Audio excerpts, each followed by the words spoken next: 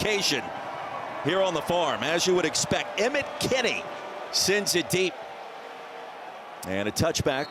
Give the football to the Seminoles at the 25, and we check in for the first time with Taylor Davis. Well, Roy, it's been a laundry list of injuries we've been tracking this week. Florida State was without several key offensive players during that loss to Pitt last week. But good news for the Seminoles, they are all expected to be back. Most notably, Javen Boggs, Randy Pittman Jr., Roydell Williams, and the team's leading receiver and matchup nightmare, Deuce Robinson. The Stanford defense will try to slow them down, but good news for the Cardinal, they will have cornerback Colin Wright out there. He was questionable yesterday. Coach Wright told me he is good to go, Roy.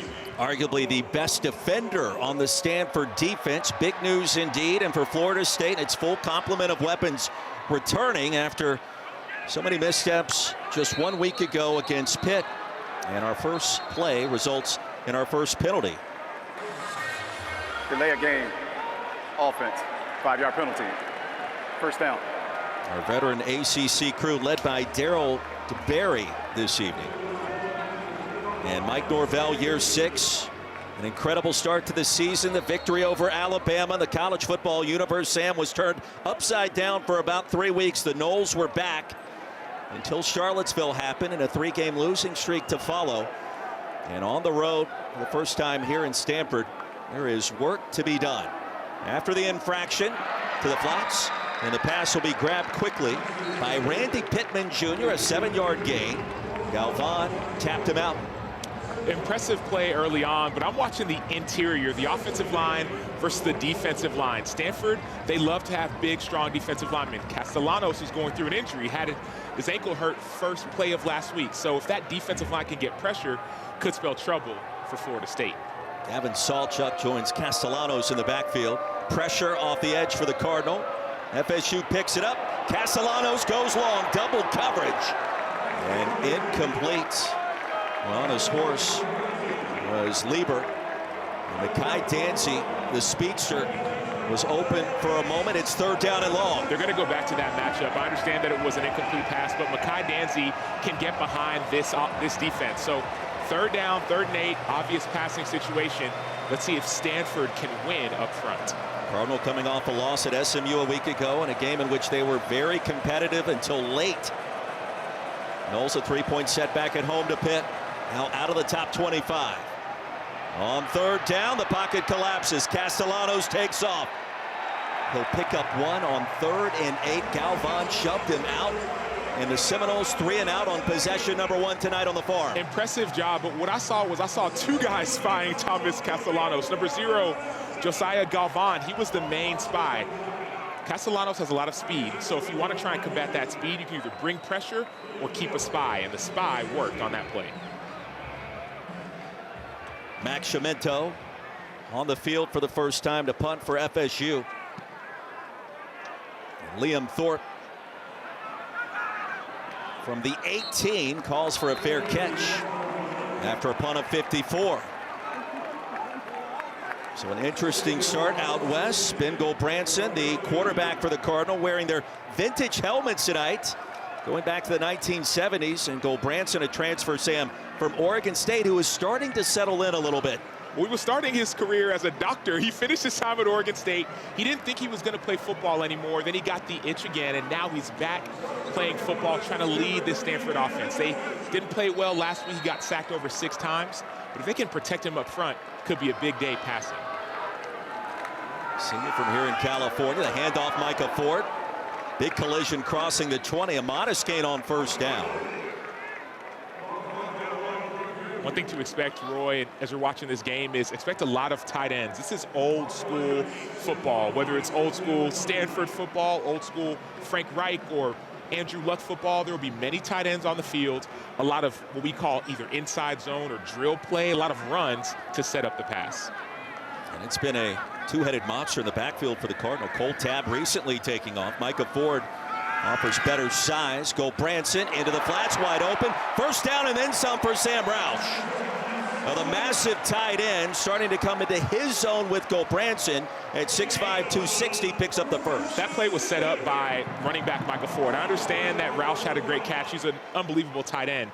But without the block by Micah Ford, Sam Roush would not have been able to get open. So right there, number 0, you're sifting across the line. You have to take on a linebacker, and you have to win. If you don't win, it's incomplete. Marcus Brown moves in motion, lining up in the slot, bottom of the screen. Ford, the lone running back, straight ahead and plows his way over the right side. A gain of 2. Omar Graham Jr. with the tackle.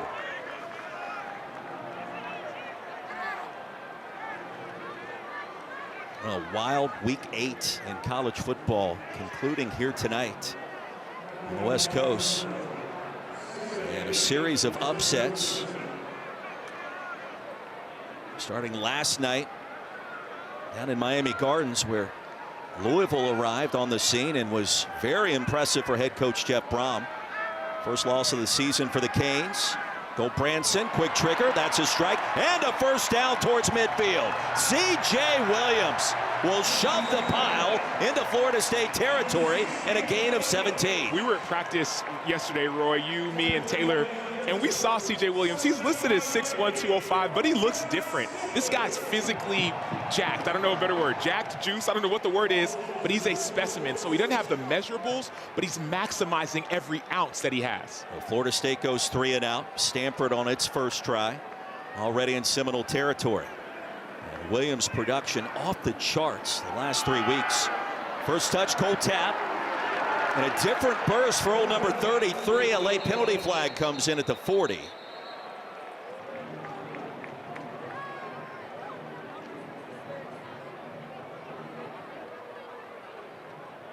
And this one coming back. Illegal block in the back. Offense number 3. 10-yard penalty. First down. Well, we were singing the praises of C.J. Williams, and that time a shove in the back. And for head coach Frank Reich, the interim head man here in Stanford, back to the drawing board. He calls plays along with his offensive coordinator Nate Byam. But Reich ultimately has the final say.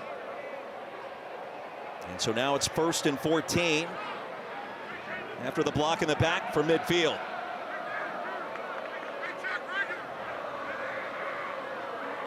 Four-man front for the Noles, make it 5. The handoff to Tabb, and there he goes. Far side, a first down and a little bit more. Well, a different burst of speed. Earl Little Jr. ushers him out of bounds. That's a gain of 18. It's not just Ford in his backfield, it's Tabb as well. Both these backs are strong, low to the ground. Cole Tabb, you see him, he's 5'8", 200 pounds, but he's got a sense of speed, a sense of burst to him. So neither of these backs are burners per se, but they have enough speed to get to the edge. Now Tabb, a Sunshine State native out of Fort Walton Beach. I think this game means a little bit more to him against the Seminoles. Retreating Branson looking for Tabb, and that ball sails out of bounds. It'll be second down. So they're going to go back to that play. Why? Because they had a receiver open behind the defense. The protection didn't hold up. But if it can, this is the idea that Stanford wants to have. They want to run, lull you to sleep, and then throw it over your head. Ben Branson. His time at Oregon State, he thought he may have been done with football. You mentioned medical school. And Stanford came calling. He couldn't resist. Empty backfield. Branson off the back foot. That's another strike across the 25. And it's C.J. Williams, his favorite target. Gain of 8 more. And the tackle by Arnew. So great job by Williams here. You're going to see pressure in Branson's face. He gets the ball out quickly, but now 3rd and short. Expect run inside zone. Here it comes to Cole Tabb. He'll pick up the first easily into the red zone for the first time. And this looks, I know we're early in the game. It's still the first quarter, I get it. But this starts to look a little bit like what you've seen defensively Florida State when they played Virginia. It wasn't like 20, 30-yard gains. It was like, man, 5 yards here, 3 yards there, 4 yards there. So as you see, Tony White, the defensive coordinator, is trying to get everyone settled to stay in their gaps. Now, Tony White talked with us this week and took ownership of the loss against Pittsburgh. Did so in his conversations with the media. There goes Micah Ford, plunging right through the A-gap to the 15. So Stanford on first down. Frank Reich mentioned this to us this past week, is going to mean everything tonight to avoid those third down and long scenarios. Well, even that block in the back play, it wasn't 1st and 20, it was actually 1st and 14, which is crazy as it sounds. They ran on that play and got positive yardage. So as long as Stanford stays in positive 1st and 10 or 14 or 2nd and 8 or 2nd and 6, the game will go to their advantage. There's 6 first down plays, 5 runs already called by Frank Reich. Interim head man. Make it now on 2nd down. A run over the left side. Daniel Lyons was ready. And just a 1-yard gain for the Cardinal. Now it's 3rd down. So 3rd and medium. This is an expecting pass. You can see all the Florida State. They're bringing in some of their pass rushers in the game, some more defensive backs in the game to try and get after this revamped offensive line. Cedric Irvin now in at running back for the Cardinal. 7 minutes into our first quarter and counting. 12th play of the drive.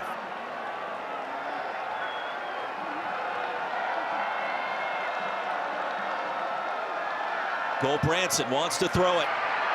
Buys some time. And the throw settles in low. It is incomplete to Marcus Brown.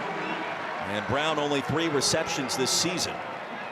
Ashlyn Barker in coverage. It'll be 4th and 5, and here comes the field goal unit. And that was just a drop on the offensive side of the ball, but that's a win for Florida State. You see this long, methodical drive, but red zone wins matter. This is potentially a 4-point swing. So on 4th and 5, here's Emmett Kinney. 8 of 10 in the field goal department this season. And from straight away, a 32-yard attempt.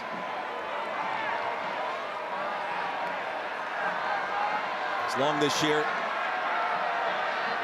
And 46, and Kenny bangs it through.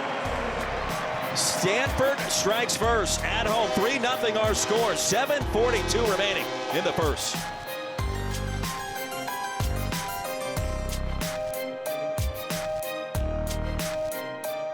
Are on the field. Sam Ochoa, Philpott, Taylor Davis. Seminoles went 3 and out on their first possession of the game. Stanford responded. A 6-minute scoring drive spanning 13 plays on the 32-yard field goal. And now FSU gets it back. And well, it was kind of tense going back the last couple of weeks for Mike Norvell and company in this 3-game losing streak, Sam. And any kind of slow start tonight, and you get the sense that some of that tension is only going to increase on the road some 2,600 miles from home. Florida State, Roy, is looking for leadership. They brought in so many transfers and so much talent, but the talent has to become a team. Huge win week 1. They started off 3-0, but now that you face adversity, they're looking for who can step up and take charge. Gavin Sawchuck, the running back, straight up the gut and tumbles ahead for a 9-yard gain. Galvan helped bring him down. It'll be 2nd and short. We heard from Gus Malzahn earlier. He said we need to run right at them, so expect more of this early downs. And Sawchuck again with a penalty flag. Will pick up the first just across the 35.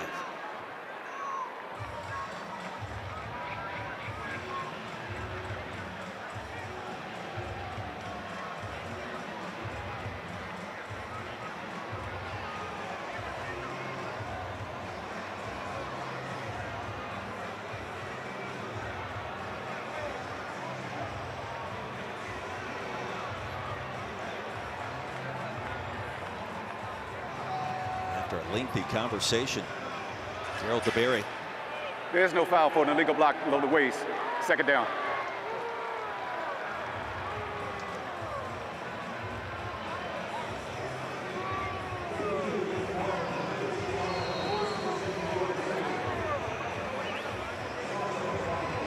Dave.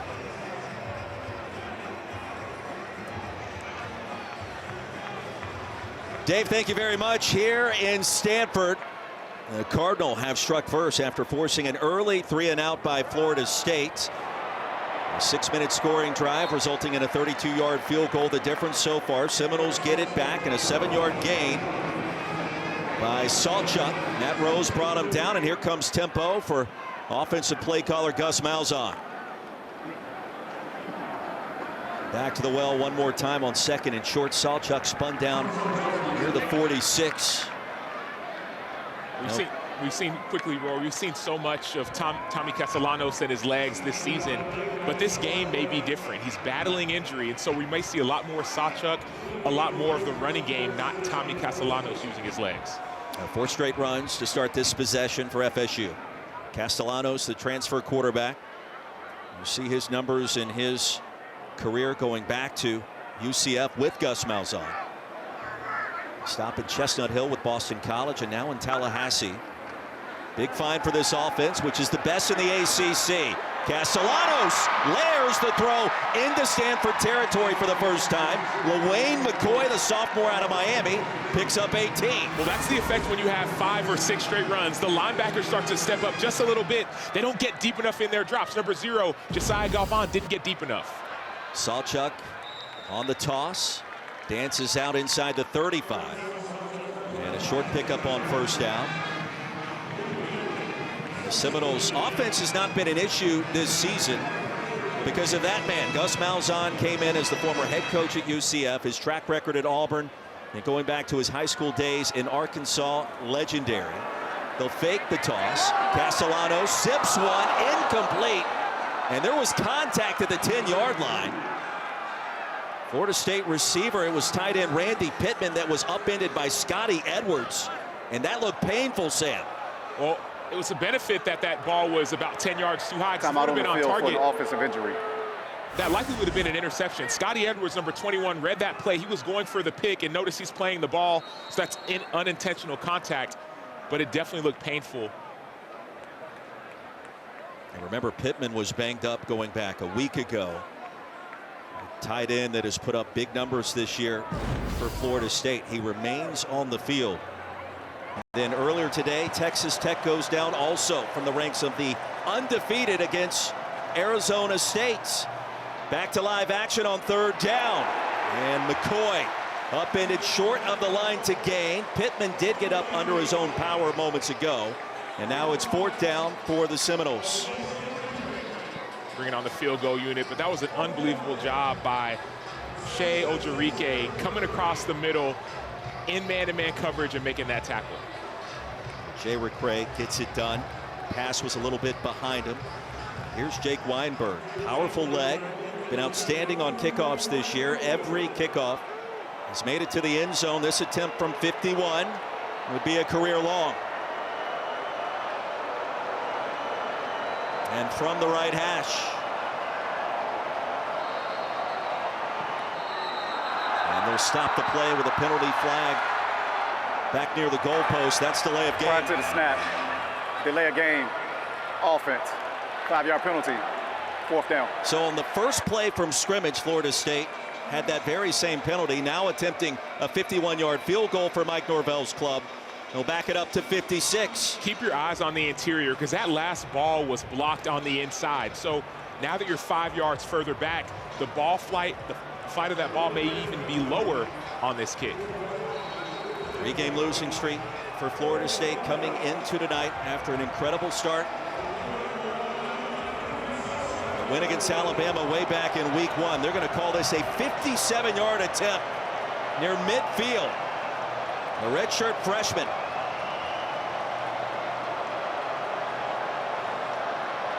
And again from the right hash, Weinberg on the way, and I don't think so. He missed it wide right. Stanford gets the football back in prime field position. And a fast start for the home team after the 57-yard field goal was just missed. Cardinal get it back. And Cole Tabb tried the right side. And he found some aggression that way. A loss of 3. Edwin Joseph was there. Phenomenal job by Joseph setting the edge. And you think about it, that's a simple play. You did your job, but now all of a sudden it's a 3-yard loss. 2nd and 13, so you get Stanford in an uncomfortable position. If you're just tuning in, Florida State went 3 and out on its first possession. Stanford right down the field in 6 minutes with a 32-yard field goal.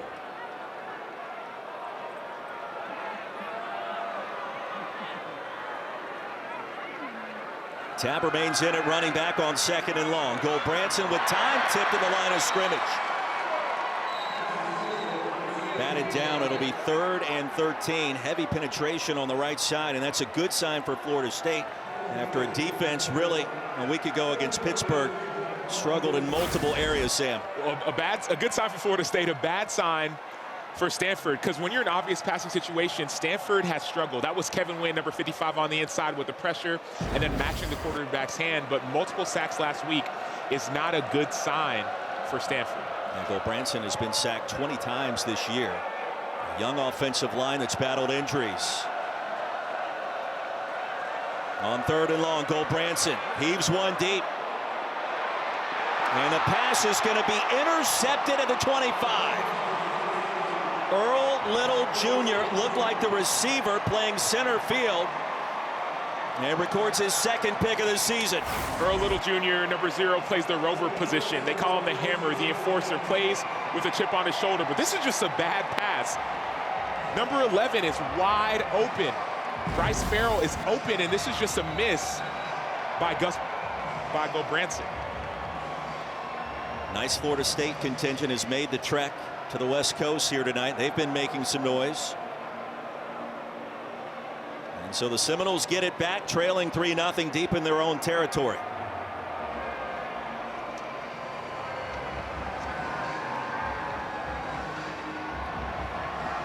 Sometimes you need a break. You know, you went through a 3-game losing streak and things aren't going your way. You gave up a blocked punt last week. Had some bad plays on defense, bad plays on offense. Sometimes you just need something to go your way in order to get that confidence and belief back rolling again. And Sam, it did feel like this week, talking to the coaching staff, talking to some of the guys on the team, it felt like that they were in search of a spark here tonight. They haven't found it yet. Castellanos going to be tackled after a 1-yard gain. Tafiti got there. If you think about how this season started, Saturday night loss in double overtime in Charlottesville against Virginia. You follow that up with back-to-back setbacks against Miami and Pitt in league play. And along the right side, Chroma gets his first touch of the night. And he'll pick up the first. Well, for Pat Narduzzi's bunch, at Doak Campbell. And so 3 in a row. Chroma straight ahead on 1st down with a 2-yard gain. And the question is, can momentum find its way out west for Florida State, a long ways from home, as the Seminoles try to press the reset button again under 6-year head coach Mike Norvell. It's not just momentum, Roy, it's confidence. This team just needs something to go their way. Maybe it's a big run or a big pass to get that confidence going again, to believe that you're the same team that dominated Alabama week 1. Usman Chroma bottled up. He's going to actually lose a yard. Ernest Cooper, the defensive line, applying some pressure. Great hands on the inside by Cooper. That Stanford defensive line, they have a lot of guys that know how to play. 3rd down and long. Castellanos fires a strike. Deuce Robinson, a good sign for FSU, into plus territory to the 41. And a gain of 19 on 3rd and long. He's just such a big body, a big target. I mean, people talk about him being quarterback friendly. 6'6", 223, easy target, nice throw. Chroma up the middle. Usman Chroma, a freshman out of Leesburg, Georgia. Lee County High School, pick up 5. And we know this about Gus Malzahn. They'll run the same play out of multiple formations throughout the night if Stanford's unable to slow down what FSU wants to do on the ground. They'll also change up the tempo. The first drive, they very methodical. This drive, the tempo's been much faster. That's gotten Stanford on their heels just a bit. Randy Pittman on the field, being banged up early tonight. And 2nd and 5, up the middle goes Sawchuck. Darius Davis was there. And a 2-yard gain. We did ask Gus Malzahn this week, have you talked to Mike Norvell, given him any advice in the midst of a 3-game skid? And he said, nope, I'm staying in my lane. When he needs me, he'll ask the question. And for Mike Norvell, a big game on the road this evening. 3rd down and 3 coming up.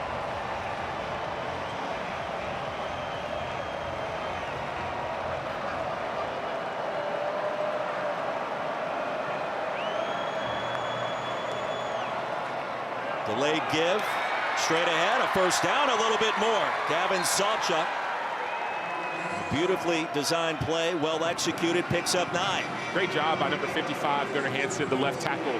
That was a design drop play, so the left tackle allowed the lineman to go upfield. One more play before the end of the 1st, and Sawchuck met resistance. Zach Johnson. No gain on the play. It'll be 2nd and 10. 15 minutes in. Back in Stanford. 3-0 our score. Florida State has it 2nd and 10. 10th play of the drive. Castellanos. Little trickery. And able to keep that play alive after being bottled up. Clay Patterson chopped him down. It'll be 3rd down after a 4-yard pickup. I know Castellanos isn't at full strength, man. He's still got some juice to him, man. He's still got some elusiveness on this 3rd down. Stanford shows pressure. Here they come. Slant pass. Incomplete. In and out of the hands of Javen Boggs. Charlie Eckhart in coverage. And the field goal unit back on the field for FSU. I don't like, we talked about tempo early, right? I don't like going tempo on a 3rd down like that. You have a 3rd down in the red zone, opportunity to try to get a 1st down. I understand you feel like the play was there. Ball may have been tipped just a bit. But there are times where you can slow it down, get your offense set up. The defense was not caught off guard. So I didn't love the tempo in that situation. Weinberg back on the field, 6 for 8 this season. Missed from 57 in the first quarter. This attempt from 39, also on the right hash. And Weinberg has Florida State on the board.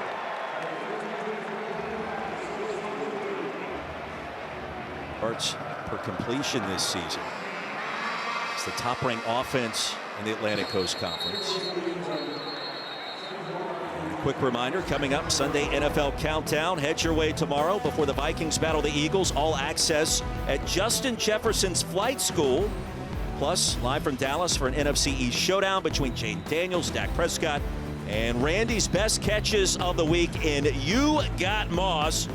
It is Sunday NFL Countdown, 10 a.m. Eastern on ESPN. And in the house tonight, Kirk Cousins, quarterback for the Falcons. They're in town as they get set to battle the 49ers this weekend. And currently backing up Michael Penix. Stanford gets it back, and the second grab for Sam Roush. That's going to be a 1st down. So the Stanford tight end is starting to find his rhythm with Ben Gulbranson, the Oregon State transfer. That's a 16-yard pickup on 1st. 86, Sam Roush, he can actually do it all. He's 6'5", 260. You've seen him catch the ball, but I want y'all to watch him in the run game. When Stanford's running the football, this dude is one of the best run-blocking tight ends I've seen, and he's not even a run blocker. He's more of a passing threat. So he's an all-around tight end, very impressive player, captain for the team, a great guy to watch. Cole Tabb, the running back, tied at 3. And they'll fake it on the end around. Gulbranson zips it down the field, and the pass is caught. It's Caden High racing out of bounds. Now the transfer from SC State, Sam, picks up 29. Well, so we got Gulbranson with the block on the edge. We talked about it, boom, pancake. But Caden High got open. He was open before on a play earlier, and the quarterback, Gulbranson, didn't have enough time to get to his read. All of a sudden, the blocking up front led to that open pass to Caden High. Well, back-to-back 1st down tosses resulting in 1st downs for the Stanford offense. Gulbranson directing traffic with Micah Ford back on the field. He'll get a touch to the edge. And Florida State ready and meeting him after a short gain of 3, maybe 4. Blake Nicholson brought him down to the turf. People talk a lot, Roy, about the game within the game. Like, how do plays like that happen? I go back to the last big play. That play was made because of a block by Sam Roush. On this play, 5-yard gain because of a great job on the edge by Roush and some of the wide receivers. So the reason why something good happens down the field is something happened closer to the ball first. Now Roush at 6'5", 260 out of Nashville. Straight ahead goes 4. Right at the line to gain. Now Roush, when you see him at practice this week, he really sticks out like a sore thumb with his size and agility. 3rd inches. Ford didn't need much. He'll get 2, maybe 3, and the drive continues for the Cardinal. It's demoralizing, Roy, as a guy who played outside linebacker, when you're getting, you know, I will use the word dominated up front, at least on the edge. Frank Wright, he understands how to call offenses, but on the edge with Roush and some of these tight ends, they are moving the line of scrimmage.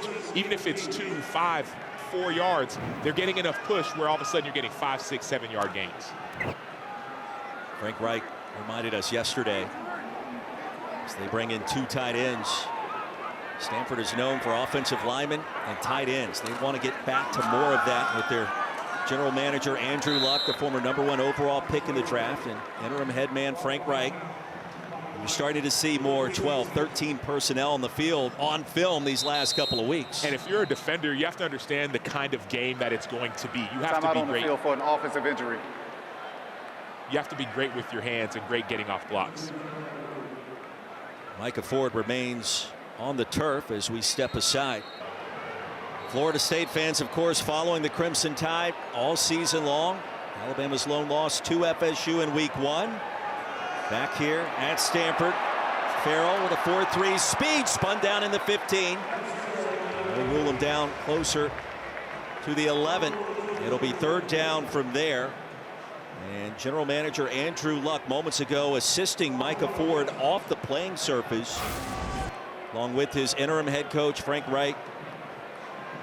Trotted out for a moment, and Ford requiring assistance after being banged down hard. 3rd down and 4.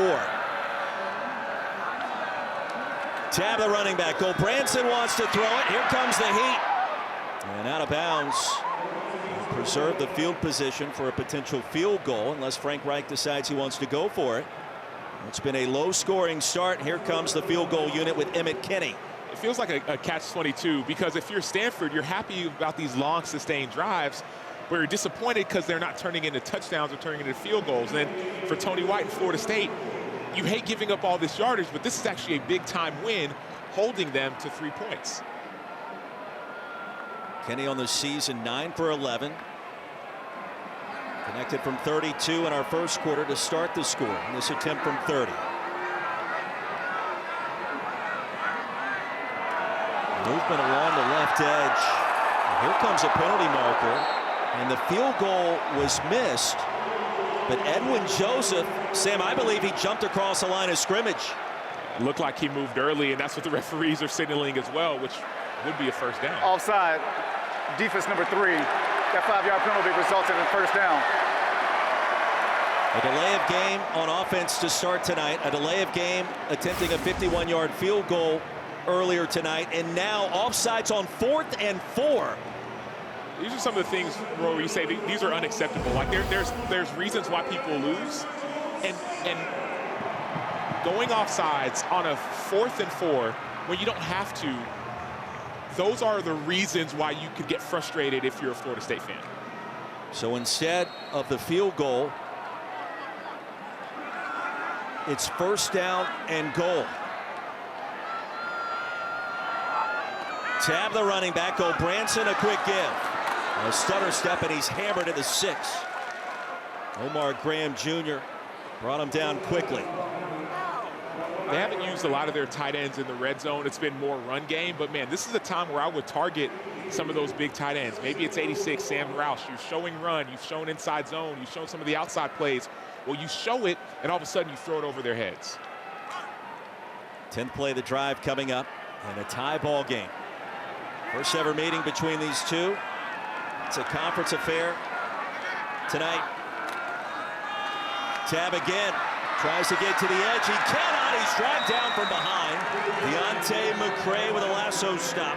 And a loss of 2 with a TFL. Well, we talk about setting edges on defense. That was one of those sudden change moments. You thought you were off the field where you weren't. We call that a sudden change. Now we're back on the field, have to make a big time stop. McCray on the other side, he's going to use his hand, shed, get off the block and make the play. That's fundamentally sound football. That's winning football. It's not a hard, difficult formula. You do the little things well, it makes big things happen. 3rd down and goal. After a loss of 2, he'll operate from the 7. Branson needs to be careful. On the slant across the goal line, and there it is. C.J. Williams. Wild West. C.J. Williams and Van Gogh Branson were on the same page. Williams saw the cushion playing 4 or 5 yards off, and it's supposed to be inside leverage, but instead, the DB just backs up a little too much. That was Edwin Joseph backing up.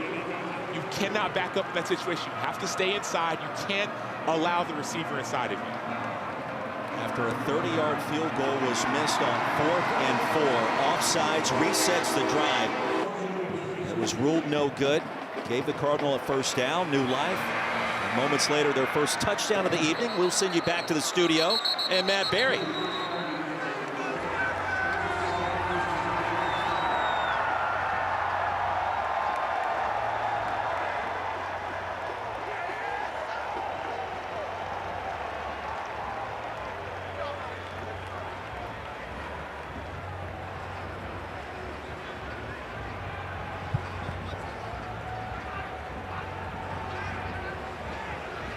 And Matt, you think about what the Fighting Irish have done since 2 early losses. 4th and goal against Texas A&M on the road at Miami, and all of a sudden Notre Dame, Marcus Freeman start to re-enter that playoff conversation. Well, that was a must-win for Notre Dame. 3 losses and no conference championship opportunity. They needed to get that one. Great job by Price.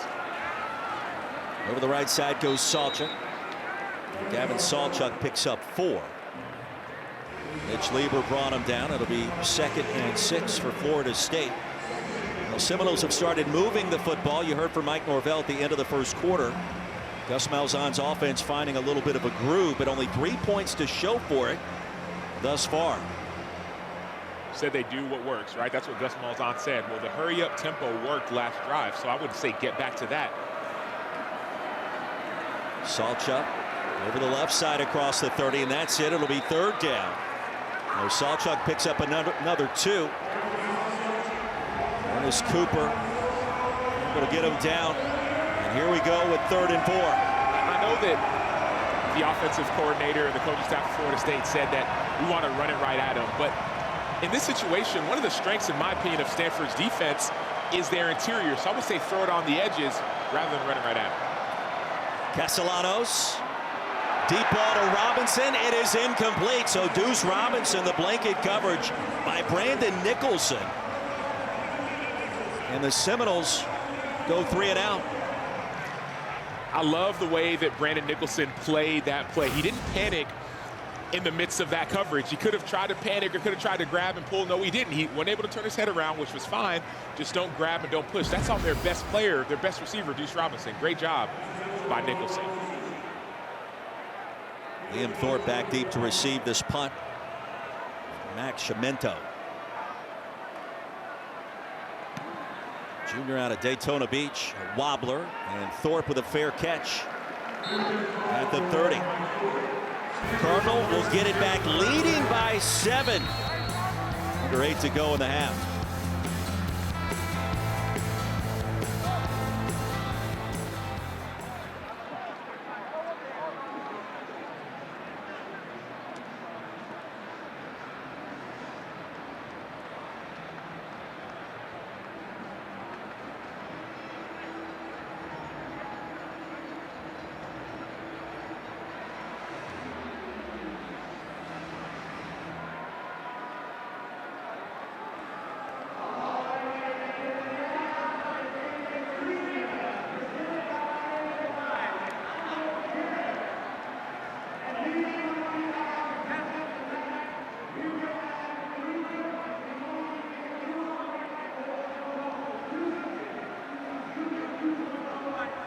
Things he learned from his parents' service and something he's brought with him to this Stanford football program, Roy. Yes, indeed, Taylor. We expect to see him on the field tonight in some capacity, as Cole Tabb is brought down by Jerry Wilson.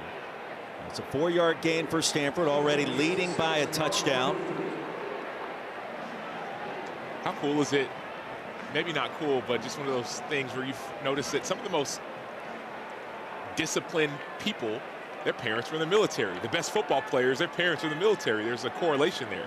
Well, think about what we witnessed last week with Navy and Blake Horvath coming back on the road last minute to win at Temple. And watching how the midshipmen go about their business and understanding kinds of days that they deal with more times than not. Cole Tabb again. It'll be 3rd down and short.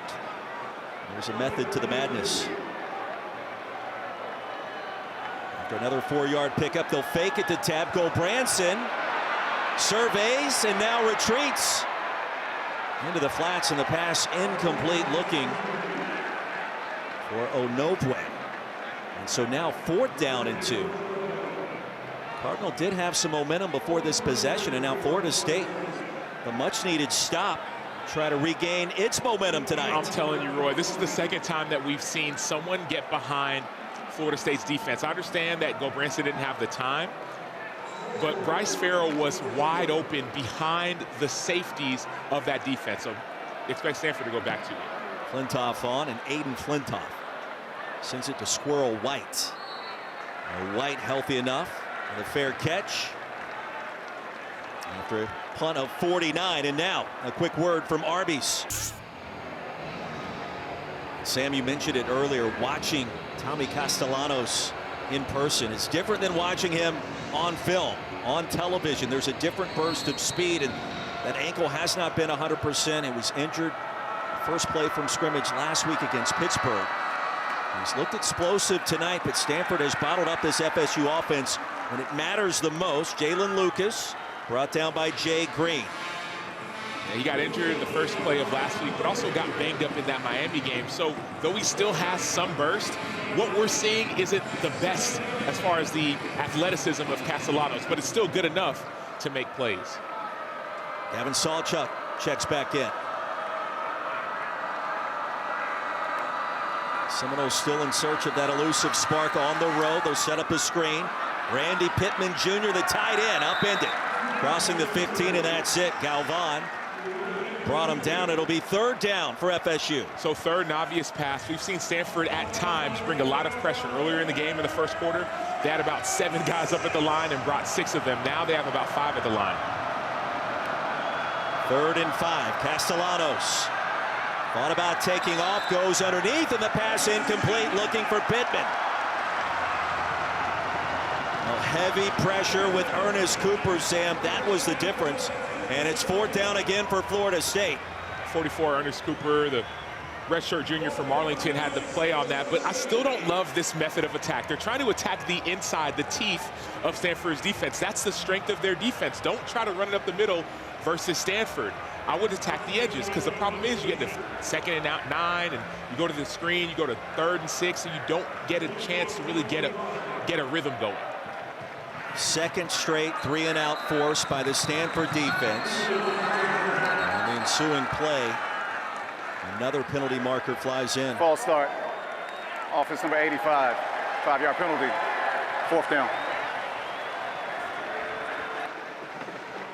Now the infractions tonight have been costly for Mike Norvell's team. It's the field position game you start thinking about. You're already backed up. We call it the black zone. You're backed up. Now you're backed up 5 more yards. And in games like this with slow scoring, field position matters.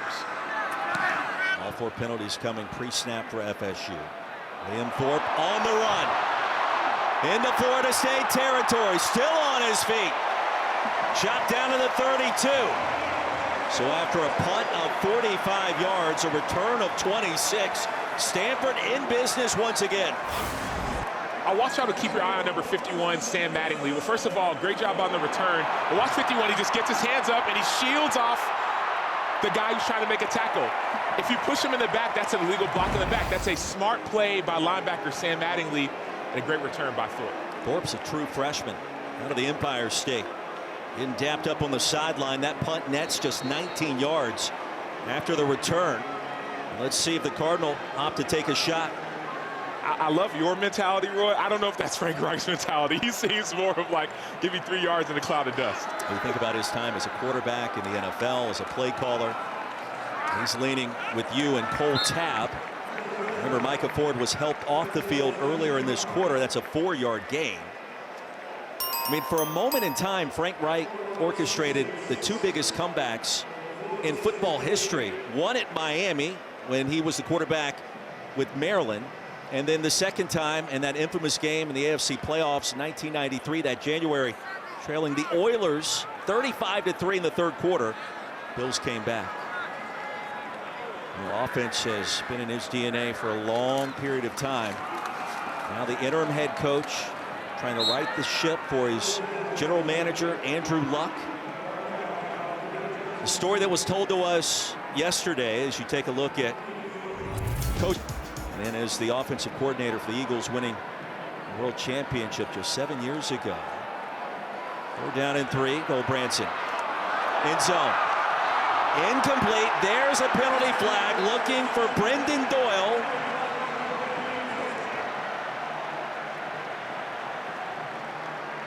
So there was the shot on 3rd and short. Pass interference. Defense number 19. 15-yard penalty. Automatic. First down. Mike Norvell can't believe it. That was Jerry Wilson. And so a first down. Another costly mistake. They'll move the football all the way down to the 10. The foul was on number 15.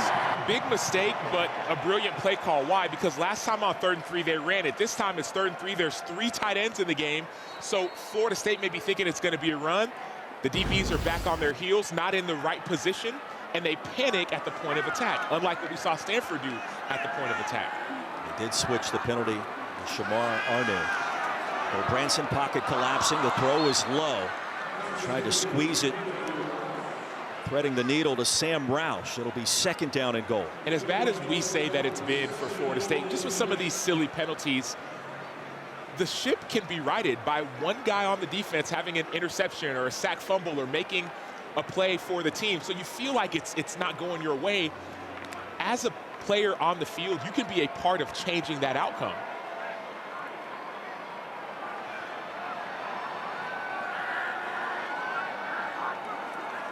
Blackburn went in motion. Here comes pressure off the edge. Go Branson! Never had a chance. KJ Kirkland. And Go Branson down way back at the 25 and slow to his feet. Tony White dialed up the pressure that time. That's that play we're talking about. You see, Time out on the field for an offensive injury. You see Kirkland on the edge. He looks like he's in coverage. He times up the snap perfectly. And that's that little execution. If you would have been a little bit early, Go Branson may have seen it. But since he was patient enough, KJ Kirkland was able to make that play. And Go Branson still on the field after a loss of 12. He was dragged down by Kirkland from behind. And he was shot out of a cannon right at the line of scrimmage.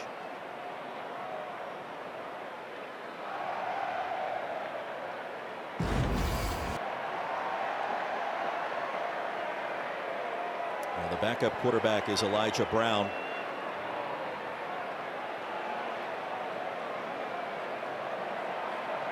And number 2, Cardinal red and white tonight.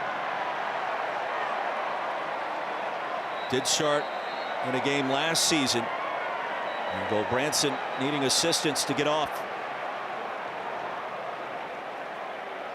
So a big development here on the blitz by Kirkland. And Go Branson, who is the only signal caller at Stanford to attempt a pass this season, now gives way to Elijah Brown.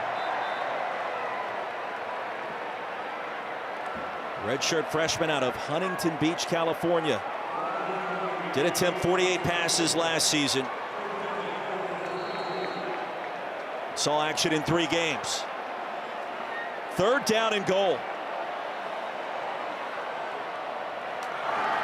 Cole Tabb trying to get to the edge against the grain, back inside the 10. And ruled down at the 8 after the outstanding block by that massive tight end for the Cardinals, Sam Roush. As weird as it sounds, I love that decision by Frank Reich in this offense. You're 3rd and very difficult for a quarterback who's getting his first chance to potentially pass it. Don't force anything. Don't make any dumb decisions. Run the ball, get the points that you're almost guaranteed, and then continue to rely on some of the veterans like Roush, like you see on your screen. Emmett Kenny back on the field for a 26-yard field goal attempt.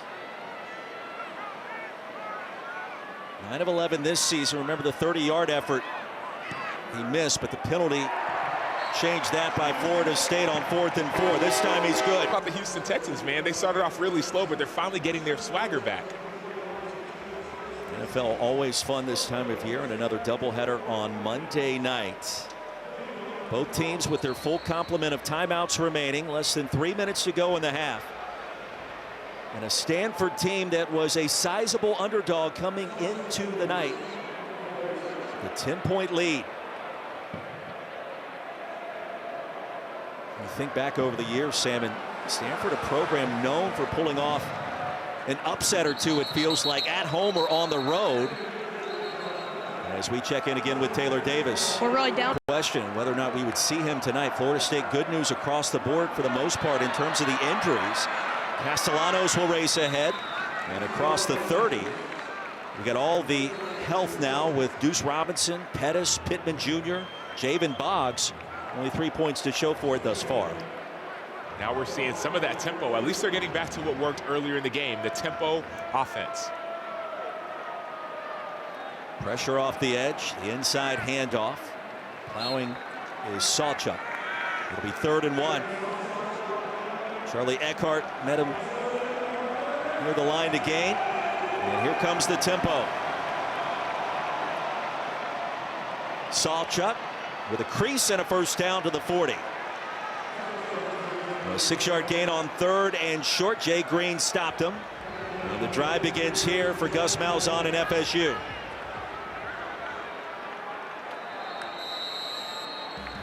With a 2-minute timeout, Florida State with all 3 timeouts remaining as we step aside.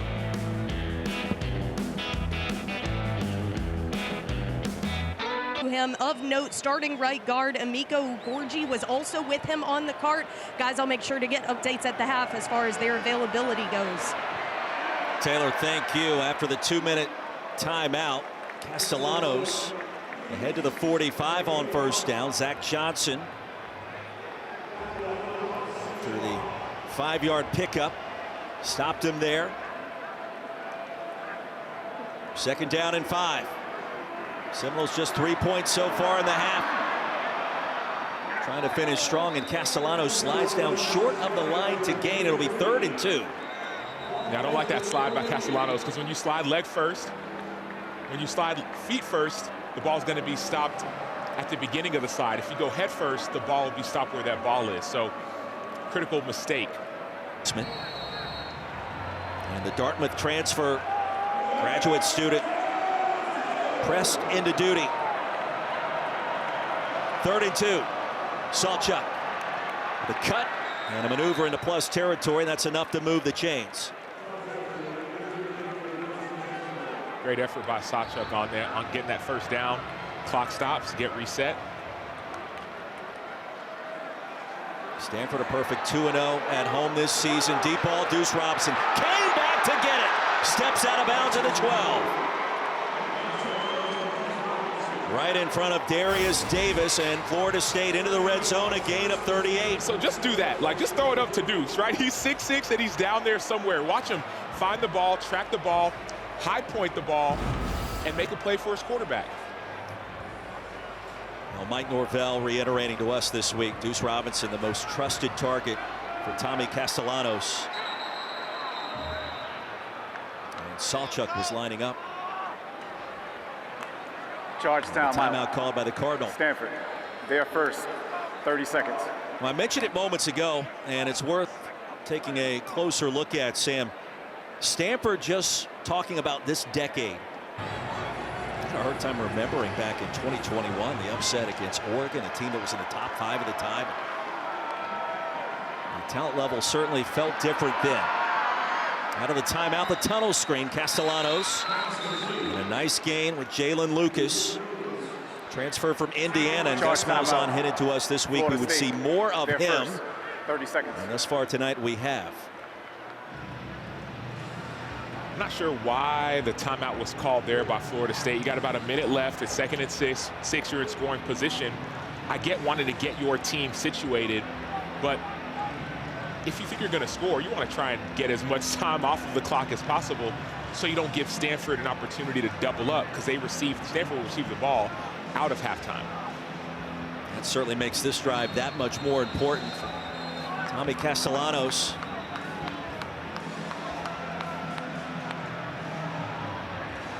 We wondered what the pairing would look like this season after Gus Malzahn was hired by Mike Norvell. Brings in his old quarterback. Offense has not been the issue. The defense has been a major work in progress, but tonight just 3 points.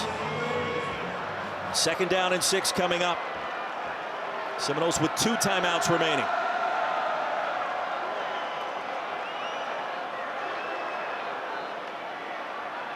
Castellanos surveys. A stutter step to the edge. There's a flag. Castellanos racing out of bounds. 2 penalty markers make it 3 on the field. And 1 is in the end zone. 2 things. First, you could tell Castellanos isn't himself. Like the fully healthy Castellanos gets that into the end zone. You can tell there's a little bit of him trying to labor through it, though it doesn't look like it. You can tell that that's a piece of it. And secondly, looks like it might be a holding on the offense. That was a 3-man rush. You can't hold as an offensive lineman with 3 guys rushing. There are fouls by both teams. Holding, number 55. Holding, defense. Those fouls offset. Still second down. Well, the holding infraction occurred in the end zone against the Stanford defense. Gunnar Hansen, the starting left tackle, picked it up offensively. Do that sequence all over again. 2nd and 5. And as much as Castellanos still is fighting through some injury, I still think him using his legs on a quarterback draw, quarterback lead is still one of your best options in this scenario, low red zone. McCoy in motion. Castellanos again.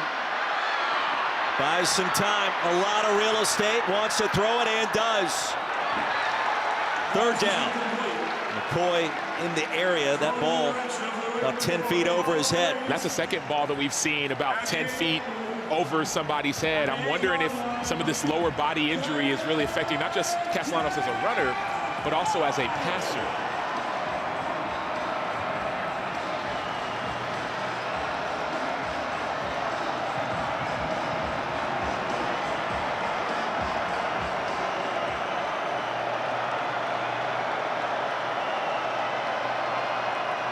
On 3rd and 5, Castellanos takes off to the edge. Castellanos leapfrogs into the end zone.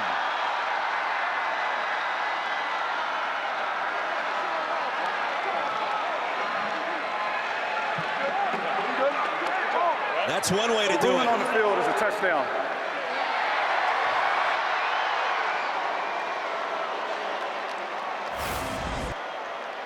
I don't know where Clark Kent is right now, but that was a Superman-esque type of play. Castellanos using his legs, going to jump over. The question is, did that ball cross the plane of the end zone, that front plane?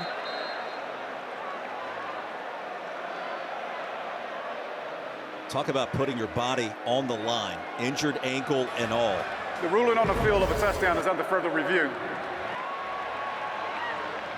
Referee Darryl DeBerry. And replay Bill Scott. He's in conjunction with game day operations in Charlotte with the ACC. Galvan and Tafiti slammed him out of bounds. He landed on his back. It's just fine. It's got to be indisputable video evidence to overturn the touchdown on the field. And even if it's not ruled a score, it would still be 1st and goal. Some of the angles that we've seen, it doesn't look like it can be disputed.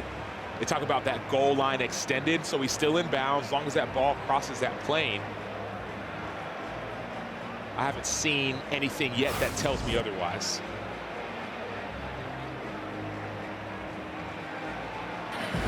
After further review, the ruling on the field of a touchdown is upheld. First touchdown of the night for FSU, 13-9. Extra point to come, and Castellanos taking flight to get his team into the end zone for the first time.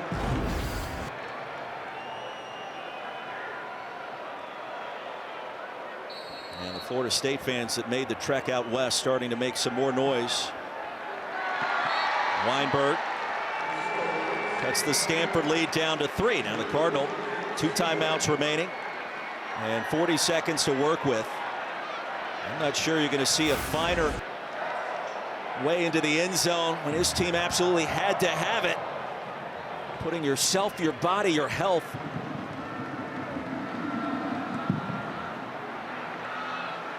Weinberg, who has been perfect in the touchback department this season, for the first time is not. Caden High, the 20 and out of bounds there. Louisville was impressive last night, too. And Jeff Brom, do we ever give him and that staff enough credit for the job that they've done there and what they were able to do at Purdue? Issue for the Noles in those first 2 quarters. Stanford set to receive our second half kickoff, and the Cardinal will get it at the 25. Moments ago, Taylor Davis with Frank Reich. Coach, what is the status of your... Thank you, and you would assume that Brown at some point in the half will attempt his first pass of this season. Did get a start last year for the Cardinal. Did attempt 48 throws. First one is right here and right now, and it's caught by Sam Roush. He'll rumble out of bounds, close to the line to gain, and that is a first down. So a good start for the backup quarterback. Sam Roush has to be the best friend of Elijah Brown, especially early on in this game. You have to be the security blanket. You have to make sure that he understands that you're going to be there when things go awry. You don't have to lean on the run early. Get it to your tight ends to get you more comfortable and confident as you're getting your first start. Brown, a quarterback that won 2 state championships at Powerhouse Mater Dei, Huntington Beach, California. No stranger to success. Frank Reich just told Taylor Davis he is built for this moment. Tabb racing ahead to the 40, Taylor. Yeah, like you guys mentioned, the tight end Sam Roush has been impactful, but look for him to target CJ Williams. The 2 were high school teammates at Mater Dei High School. I saw them on the sidelines having conversations, CJ encouraging him, helping him settle in. Some history that would definitely come in handy in this situation. Yeah, certainly that connection matters, and it's thrusted into the forefront in this moment. Branson out. Tabb takes it. Here comes a flag. Tabb picks up the first down, pending the penalty. And you wonder if that's in the area of holding. Holding. Offense number 74. 10-yard penalty. Second down.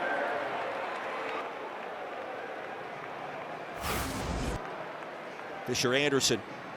And that was number 20, Blake Nicholson at linebacker. He's going to blitz right up the middle for the run and get on the edge. And Anderson just holds him, doesn't let go, and tries to tackle him. Let me ask you this question, because you played linebacker at Texas and in the NFL. You hear defensive players say there's holding on every play. Is that really true? Oh, absolutely, it's true. It's just a matter of if it's called or not. Offensive linemen love to get their hands. They just love to get their hands where they don't belong, i.e. on the outside. Keep them on the inside and doesn't get called. 2nd and 16 after the penalty. And Brown, an errant toss to Farrell. One of the few times tonight Bryce Farrell's been targeted. It'll be 3rd down and long. And I understand the idea of, hey, I've got connections with guys from high school and my receivers downfield. You're still a young player in this offense. He played a little bit last year, but this is a new offense for Elijah Brown. So I still stick to those tight ends and the run game. That has to be your best friend, because the last thing you want is to take a risk and throw an interception and give the game to the other team. Frank Reich calls the plays with assistance from Nate Byam. Reich has the ultimate call here as the interim head coach. 3rd down and 16. How aggressive will Stanford be? Opening possession of the second half. Brown wants to throw it, unloads. Marcus Brown straight ahead, well short of the line to gain. Back to the original line of scrimmage, +2. Edwin Joseph and Jerry Wilson were there, a gain of 8. So Florida State with momentum on its side after the Castellanos touchdown at the end of the half, and then forcing the punt. That's what you want to do as not even as a defense, as a team.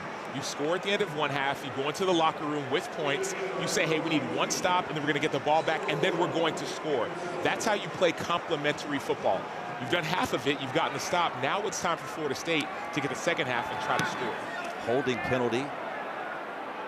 Killed that drive. Squirrel White, no fair catch. Still alive. White across the 20, and that's it. Upended there. After a punt of 57, a return of 16.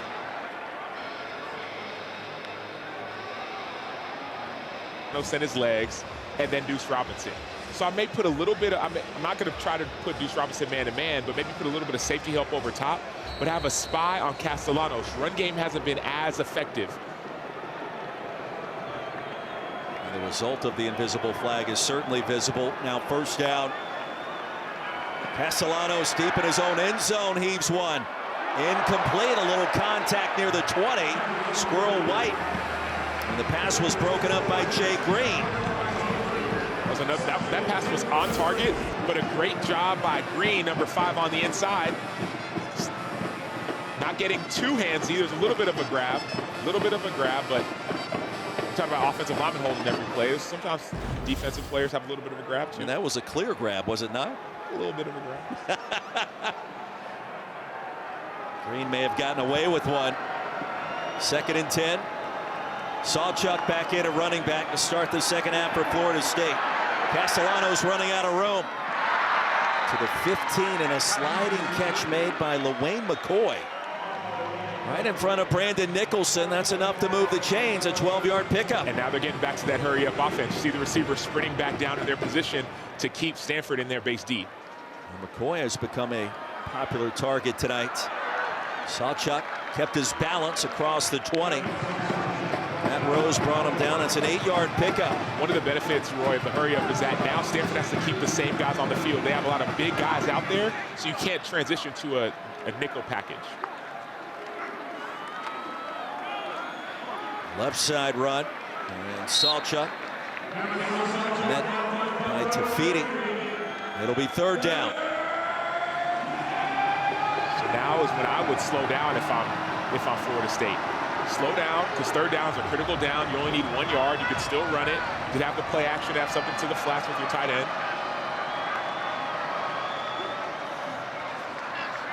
Inside zone, didn't need much, and that's across the 25. That'll move the chains. I'll say speed it up, man. I know Florida State is subbing. The reason I say speed it up is the fact that games go in rhythms at times. When you're in a rhythm, you want to stay in that rhythm. You want to keep the defense on their heels. So if you're going fast and they can't adjust to it, don't worry about slowing down in a position like that.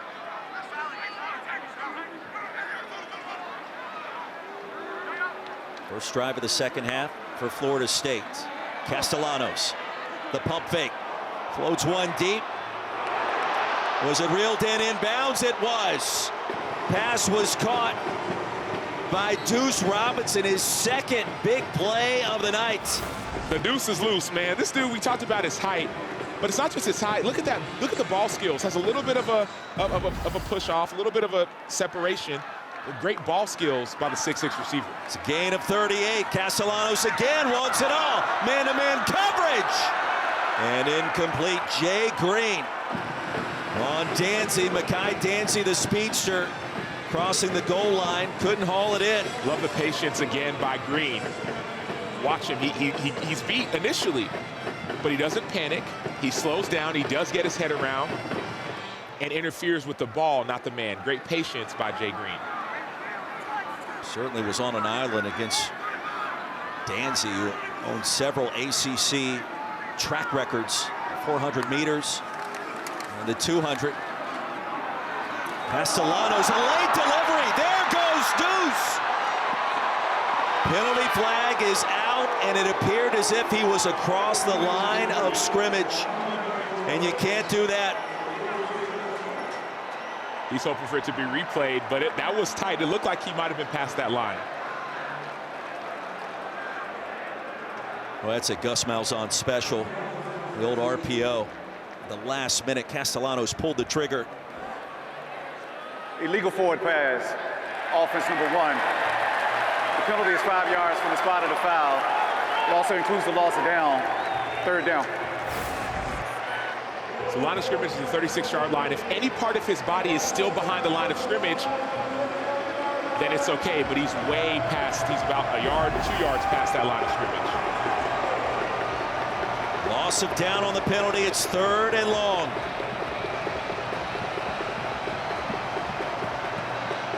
Castellanos screaming towards the sideline for a moment to make sure the right personnel's on the field.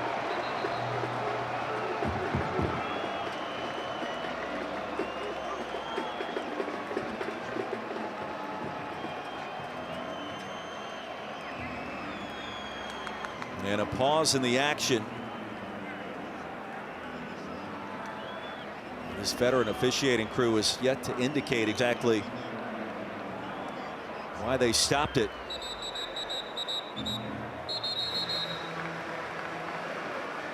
Play clock hadn't started for some reason.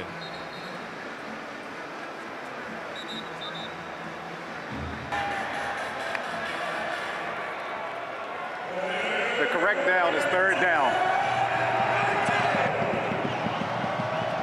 Dotting I's and crossing T's with the loss of down, as we previously discussed. Third down and 13. 4 guys lined up wide to the top of your screen. And a lot of speed up that way. Castellanos, the pump fake. The hesitation and the heave. Going for it all again. Double coverage and incomplete. Brandon Nicholson and Jay Green broke on McCoy. Timeout on the field for an offensive injury. These DBs from Stanford are, I would say, putting on a clinic when it comes to staying out of these situations where you're in a pass interference. You see Nicholson right there. Hands up, straight up, not through the man, straight up in the air. And then Jay Green coming from his safety position, attacking the football. And McCoy hasn't shown us he can beat us with his arm. So let's play the field position game and trust our defense to shut them down. And again, so we can get the ball back here. And remember that Florida State drive started the Seminoles' 3-yard line. And they do flip the field with special teams. And Stanford, with his backup quarterback, will have it inside its own 10-yard line. For California, the Cardinal have it from their own 6-yard line, leading Florida State 13-10. Sam Acho, Roy Philpott, Taylor Davis. And with backup quarterback Elijah Brown on the controls for the Cardinal. Ben Gulbranson went out after being sacked in the second quarter and is not expected to return. Omar Graham Jr. with the tackle on Cole Tabb after a 4-yard gain. And starting running back Micah Ford went out as well. So you have a backup quarterback, a backup running back, a backup right guard on a critical possession for Stanford. Brown did complete his first pass. Stanford's first drive to start the third quarter. First pass he's thrown this season. Brendan Doyle adjusts. And on the shift, the run straight ahead. And the legs kept churning. Daniel Lyons brings down Tabb. It'll be third down and short. And here's a situation where you need a first down, and I stick with that inside zone. I stick with that inside run. I understand that people think it's going to be run, so Frank Wright might say, okay, let me fake the run inside and throw something to the flat. But you've been pretty dominant so far when it comes to running the football, so I stick to that. And then you start going to some more of the play action. 83 rush yards for Stanford, a team that got off to a slow start offensively this season. The transfer quarterback. Tabb needed less than a yard. Darrell Jackson Jr. The sea of humanity met him there, but it's enough to move the chains and a first down. That feels like a big moment for Stanford there. Critical first down, mainly because of the field position game. The worst thing that could have happened there for Stanford is you don't get that first down, you punt the ball, Florida State gets it at the 50-yard line or plus territory. Now all of a sudden they're almost in field goal range. You see Andrew Luck, he understands the magnitude of the moment.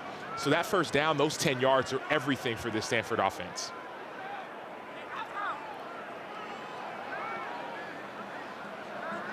Now, both teams came into this weekend's game. Terrible mash units. Roush upended. Taylor, what are you hearing on the sideline? Bro, don't anticipate he will be back either. So truly next man up mentality for this Stanford team right now. Defensive coordinator Andy Thompson leading the charge on that side of the ball. Also no Aaron Morris after his injury last week.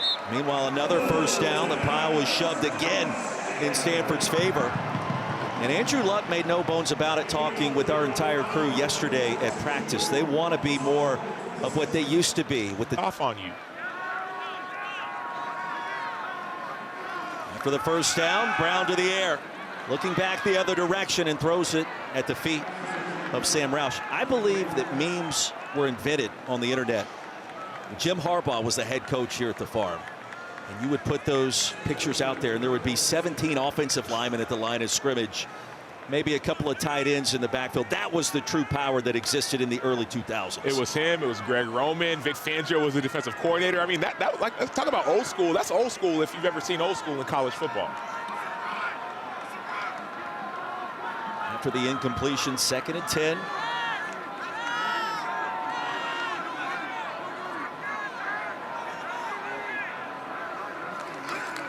Irwin gets the handoff, will try to race to the edge. He cannot. Met with resistance. Darrell Desir. Well, Florida State fans excited about the Desir twins and their potential impact long term with this. On 3rd down and 9. Cardinal 4 of 10 in that department so far tonight. Brown to the air, down the field, into plus territory, and the pass was caught by C.J. Williams. Modern day to modern day, that's a 1st down. Modern day to modern day to make a play. That's how you make a play for your teammate, especially when you understand that this is his first start of the season. He's a young player in this offense. You're building trust with situations like that. It's a gain of 28 on 3rd and 9. And all of a sudden the pressure starts to ramp up. This Florida State team traveling so far away from home in search of a win. Try to end a 3-game losing streak after a 3-0 start. Play action. Brown with a little bit of swagger. Sails one deep and incomplete. Roush was open, and that is one Elijah Brown would love to have back, and here comes a flag. You saw the pressure in the face of Elijah Brown. Even with that pressure, that's when you got to complete.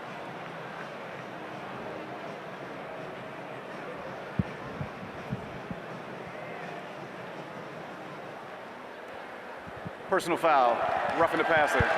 Defense number 10, 15-yard penalty, automatic, 1st down.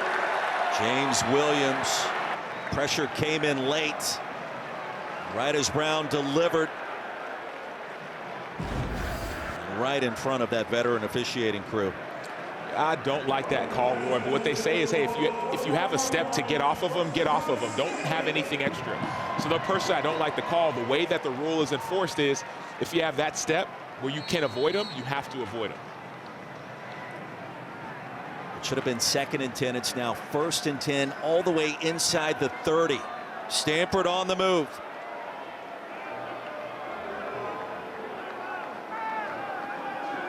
Brown back to the air, looking for his security blanket. And Roush grabs it and pushes his way close to another 1st down. That was Ashlyn Barker that took a ride. Ashlyn Barker and company. Sam Roush, that's a 3rd catch to the flat from Brown. And notice he could go out of bounds, but no, he accepts contact. And then he says, I'm going to go and bully my way to the 1st down. Phenomenal play by tight end Sam Roush. You saw Mike Norvell there at the very end. Elijah Brown now 5 of 7 passing for 65 yards. And Sam Roush with the glasses on and all.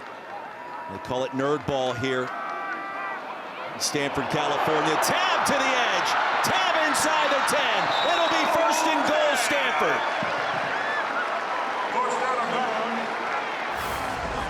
The 2nd time we've seen Cole Tabb take it out to the edge. That tells me he has great vision, and he has the speed to be able to find the edge, use a stiff arm, and get a 1st down. He switches his arm to the outside, get the ball in the outside hand.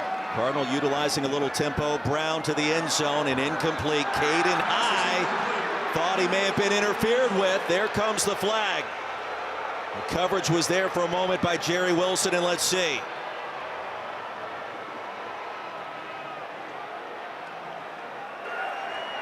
Pass interference, defense number 19. By rule, the ball is placed at the 2-yard line. Automatic, 1st down. 9th penalty called against Florida State tonight. And 2nd one on this drive, that's been a critical mistake. The roughing the passer, and then right now in the end zone, you see that grab, see that pull with the left hand by Jerry Wilson. That's where that pass interference comes. So now I'm Stanford. Don't get cute. Run the football behind number 86 and the rest of your tight ends that are in the game and try to get into the end zone. 7th 1st down on this drive by the Cardinal offense. Tabb remains on the field at running back. He'll get the call straight ahead, legs churning, and spun away at the last minute near the goal line. We'll rule him down at the 1. Elijah Herring prevented the touchdown. Repeat. If I'm Stanford, I'm repeating it. You have a redshirt freshman quarterback. And I understand that Frank Wright wants to believe in him and says that, you know, he's made for this moment, but you got to prove it. Now's not the time to prove it. You're at the 1 yard line. You got good backs. Hand it off to him. Tabb has been outstanding. Straight ahead into the pile. And Florida State stops him short of the end zone again. It'll be 3rd and goal. So 2 things. If I'm Stanford, I do the exact same thing, because why? You want to have a mentality, this is who we're going to beat. They're hurrying up to the line. So Florida State, huge opportunity to keep them out of the end zone. A backup quarterback, a backup running back, a backup right guard. Let's do it again. Tabb across the goal line, and he's in.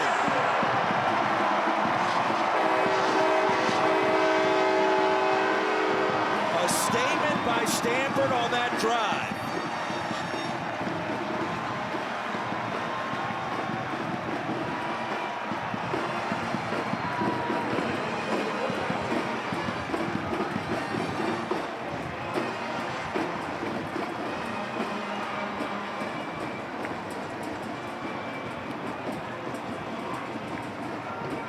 .94 yards in 13 plays with 7 minutes off the clock, and most importantly, Stanford.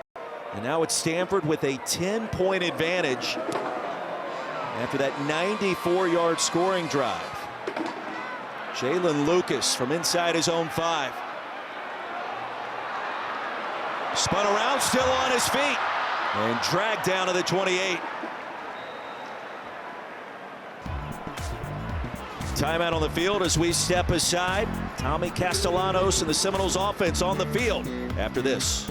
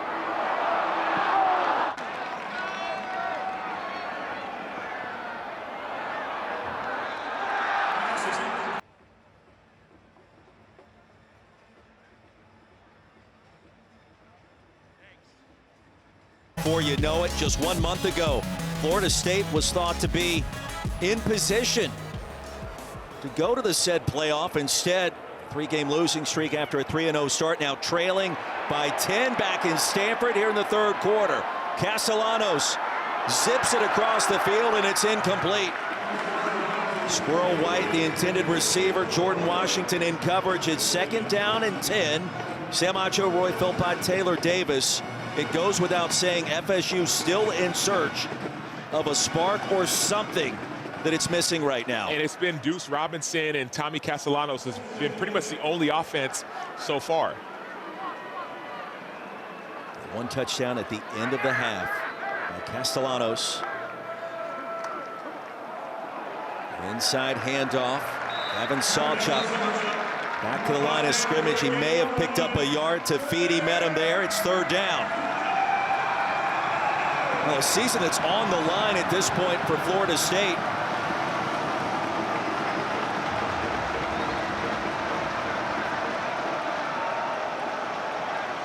Crowd the line again.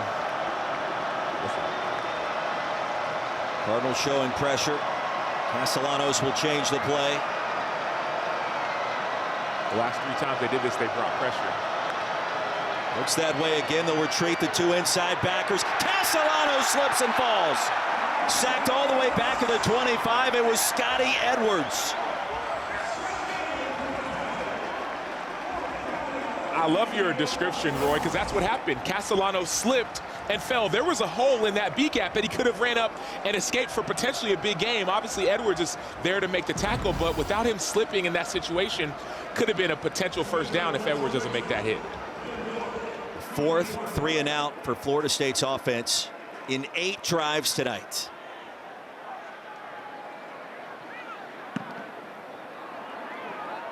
Thorpe calls for the fair catch, and it's made at the 28. Coming up next Saturday, Game. Yeah, the Aggies under Mike Elko, 7-0, and in position to go to the playoff for the first time and contend in the SEC. Hand off to Cole Tabb. Take a look at some of the headlines from today in college football, and you mentioned one of the big stories, Diego Pavia, Vanderbilt handling their business at home in Music City.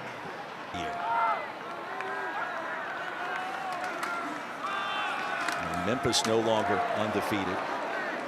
Cole Tabb to the 35. It'll be third down. Stanford in no hurry whatsoever. And at this point, with the play clock just starting,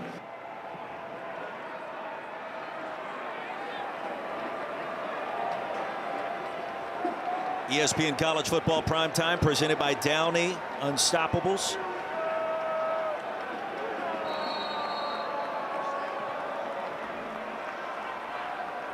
"15 minutes to go, third down and 2 for the Stanford Cardinal, leading Florida State by 10. Delayed handoff straight ahead. It all comes down to the spot with Cole Tabb.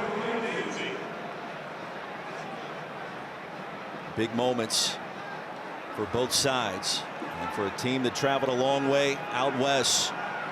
It'll be 4th and inches. Florida State in desperate need of a stop. Expect hard count. See how distant Florida State is.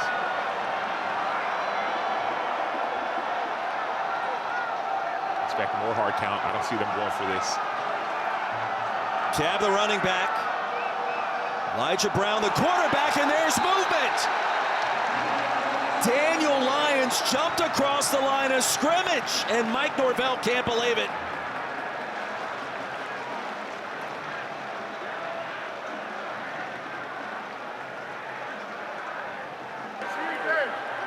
Offside. Defense number 5 with contact. That 5-yard penalty results in a first down. How many times tonight has it happened? The self-inflicted wounds by Florida State. It's inexcusable, Roy. A situation like that is inexcusable. It's 4th and inches, backed up. Everyone on the defense has to be yelling earmuffs. From the sideline, have to be yelling earmuffs, earmuffs, meaning don't fall for the hard count. 5th pre-snap penalty called against the Seminoles tonight. They have all been enormous. Cole Tabb, new life as the drive continues for Stanford, ahead to the 45. So far, Roy, Stanford scoring drives have been 6 minutes, 5 minutes, 2 minutes, 7 minutes. This game is playing right into their favor. They have a 10-point lead. They're going to be in zero hurry. 3 yards here, 4 yards here, a big gain there. Inexcusable penalty by Florida State. Time of possession heavily favoring the Stanford Cardinal. First ever meeting between these two teams. Now in the same conference that is the ACC. Brown, and a dangerous pass nearly picked off by Joseph. C.J. Williams, the intended receiver. Florida State in search of some kind of big play by its defense. Now 3rd down and 8. I don't get the pass there in that situation. You've been getting a couple yards every run. I understand you want to keep the defense off their heels, but now you're in 3rd and 8. You're in a situation where it seems like it's obvious pass. Don't be afraid to run a draw right here. Maybe even a designed run on a situation like this. It keeps the clock running and also has the defense thinking they're going to be rushing upfield. Something may be open on the inside. Roush has been a factor, the massive tight end. Irving, the running back. Brown delivers, and the pass incomplete. Well, Florida State gets the stop that it needed. Williams was trying to break free, and Wilson was right on top of him. I'll say I understand the confidence in your quarterback. I think that was a little bit too much confidence in the quarterback. In that situation, you could just run the ball a couple times and try to take air out of the ball, but good stop 2 times by Florida State. Now it's their opportunity, whether it's in the punt return game or offense, to try and get momentum back. Flintoff, the punter, sends it long to Squirrel White. And it's grabbed up front and on the way. Here's a big-time return. Along the far side of the 40, it was LaWayne McCoy. Well, Florida State, good field position, trailing by 10, just over 30. A little trickery on special teams to secure its best starting field position of this game. Return of 32 by McCoy. Castellanos has a man. Pass is caught. FSU on the move. Chroma all the way down to the 25. And a gain of 31 on first down. They're getting back in that hurry-up mode. Don't even give the defense a chance to recover. Great job. Have all the time in the world to get that ball down the field. Here comes the tempo. There goes Castellanos. He'll step out of bounds short of the 20. You can feel the rhythm as soon as that first big play is executed successfully. This is when the best players have to do something. Right, Tommy Castellanos or Deuce Robinson have to take over to keep this game from slipping out of their hands. A season on the line for Florida State, 2-10 last year, trying to bounce back in a major way this campaign. Castellanos falling down, sends it out of bounds. Well, the pressure by Tafiti makes it 3rd and 4. So the downside, Roy, of hurry-up tempo is that you're already in 3rd and 4. So you almost had a throwaway play that was a negative. You see both teams are substituting, so now you're able to get into a situation with the right personnel that you want. Critical play for Florida State. Seminoles 6 of 13 on 3rd down tonight. Chroma, the running back, little stutter step behind the line of scrimmage. And stopped just shy of first down yardage. It'll be 4th and 1. Trailing by 2 scores, Mike Norvell keeping the offense on the field. Field goal would make it a touchdown affair. Analytics in 2025 indicate otherwise. Empty backfield. Pittman in motion. Castellanos, quarterback run straight ahead. And the drive continues.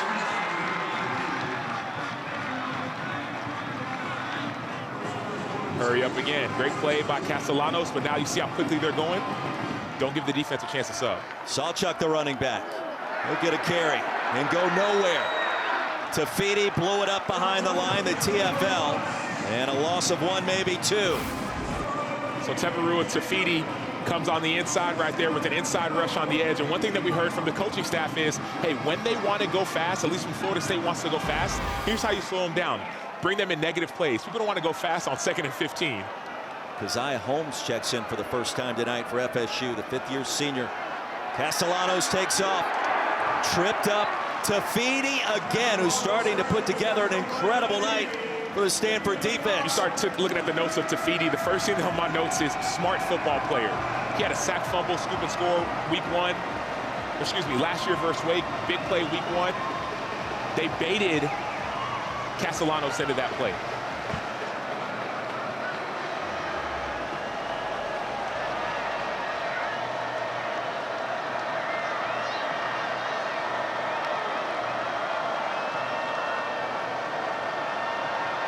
Big moment in this game on 3rd and 11. Castellanos pressure. Races away from it only for a moment and brought down near the 15. Nowhere close to first down yardage. Omar Staples. So it's a 3-man rush. Tommy Castellanos meet the 6'3", 270 Omar Staples. Redshirt sophomore from Oakland, California, bringing the pain to the QB.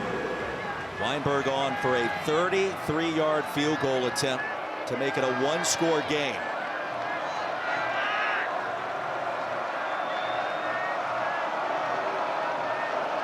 One of 2 tonight. Middle portion of the field, and Weinberg makes it 20-13.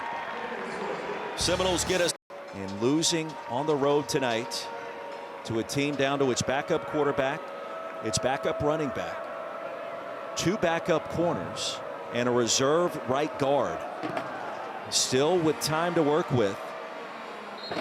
But it's been a sloppy performance, some 2,700 miles from home, Sam. You go back and look at the penalties. How about the offsides to get it started on a missed 30-yard field goal?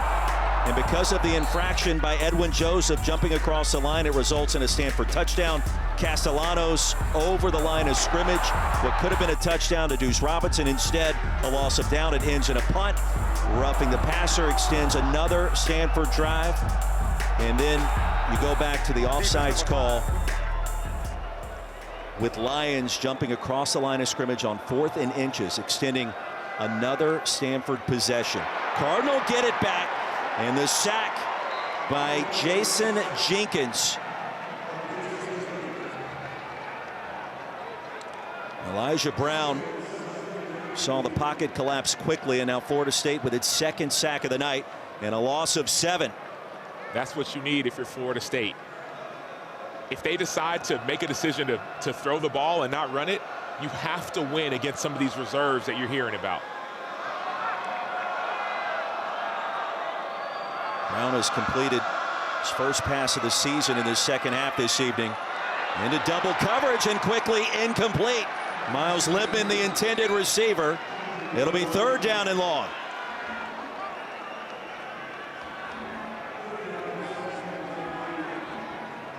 Now time for the protections touchdown advantage.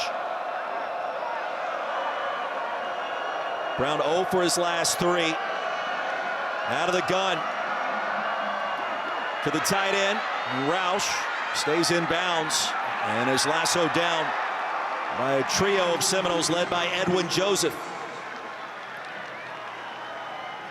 Important stop by that Florida State defensive, but it started off by the decision from Frank Reich to say, I'm going to take a risk and throw the ball. The risk was, got a young quarterback gets sacked, got some backup reserve offensive linemen, they can't hold up in protection. So now Tony White, the defensive coordinator from Florida State, is saying that's what we need. Let's build this momentum and get this game back. And Tony White will appreciate that second 3-and-out force by his Florida State defense. Flintoff back on the field, as is Squirrel White. Directional punter booms one as he turns it over beautifully to the 22. White still on his feet and corralled at the 25 for another enormous drive. It would be 4 losses in a row, 9 straight in the ACC going back to last year in the win against Cal at Doak Campbell Stadium. Off the screen to the 29. Good news for Florida State fans is Danzy picks up 5. Still a lot of time here. And if you can come back and win this, you get a bye week and a chance to right the ship in the month of November. I just wonder what body language experts would have said about some of the interaction we saw between the AD and the head coach. That's what I wanted to see. It was an extended conversation and not necessarily breaking news there. First trip to Stanford, first meeting between these two teams for FSU. Castellanos sails it high in the air, and it's brought in inside the 25. Micah Danzy, the speedster, and Florida State back in business. There's speed, then there's real speed, and Micah Danzy has that real speed. That ball was thrown when McKenzie hadn't even passed the safety. He's a track star, he's a record holder, and that's trust by the quarterback to receiver. Here comes the pace on the toss to Lucas across the 20 after a gain of 48. Now Castellanos leads the ACC in yards per completion. It's one of the reasons why. We said earlier, Roy, that they may go back to that. Now, earlier, that was like way in the first quarter. That's the first time we've seen Castellanos take a shot down the field, but Danzy does have the speed to get by some of the safeties.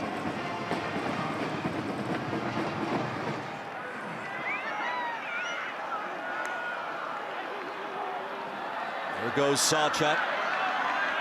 Inside the 15. Matt Rose brought him down. Approaching 6 minutes to go now. Under 6 to play. 3rd down and 2.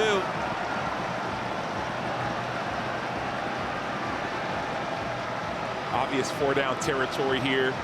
So if that's the case, I'm okay running the football if I'm Florida State. Handing it off if you don't get it, you have another opportunity. Pistol look with Sawchuck on the field again. Castellanos, incomplete. Pittman was open in the flats. The fastball delivered a bit off target. Randy would tell you he probably should have caught it. It'll be 4th down. So now the math changes just a little bit. If you run the football, I think you got to keep it in Thomas Castellanos' hands. Tommy's got to keep the rock. Let him have the ball with the game on the line. Mike Norvell standing on the playing surface near the 19, directing traffic. On 4th down, Noles got to have it. Castellanos straight ahead. And that last second plunge, it's going to be close. You see 2 different spots, though. One of the line judges came in. Wow. The initial indication, Stanford football. They came in with 2 different spots from each side.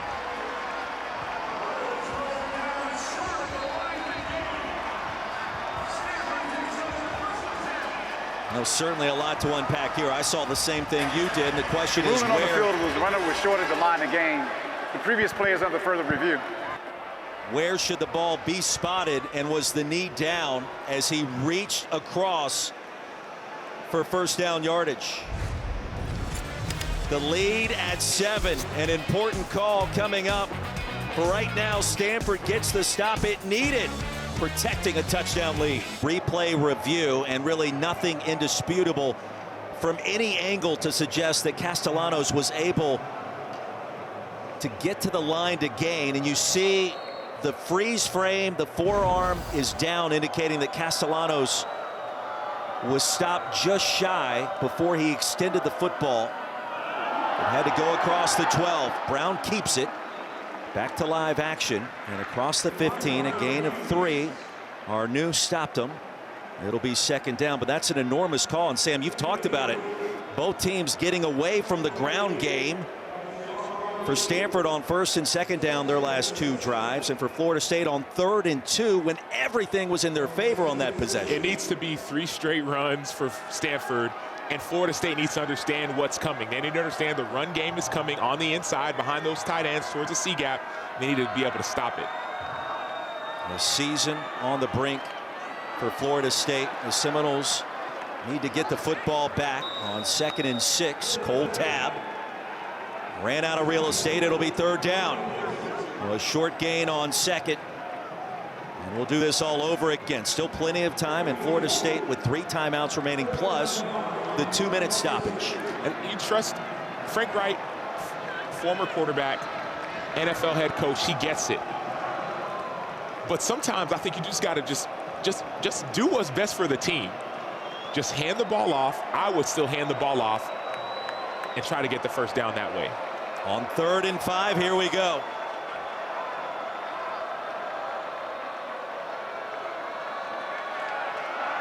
To the air and incomplete. Elijah Brown looking for Marcus Brown. Edwin Joseph right on top of him, and he had something to say afterwards. 3 straight 3-and-outs, Roy, for this Florida State defense. So they're winning. These last 3 series, they've won. When you think, what would Stanford's offense look like with a healthy Ben Gulbranson and a healthy Micah Ford? For Tony White, he'll take it, and that defense standing tall in the moments where it's mattered the most tonight.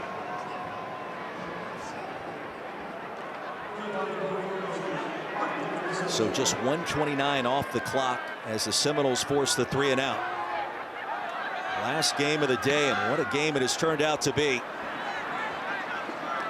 Fair catch made by White at the 39. Now don't forget, over on the ACC network, it's another women's sports tip. And a game in which FSU came in as a heavy favorite, trying to turn its season around. They have trailed throughout the night.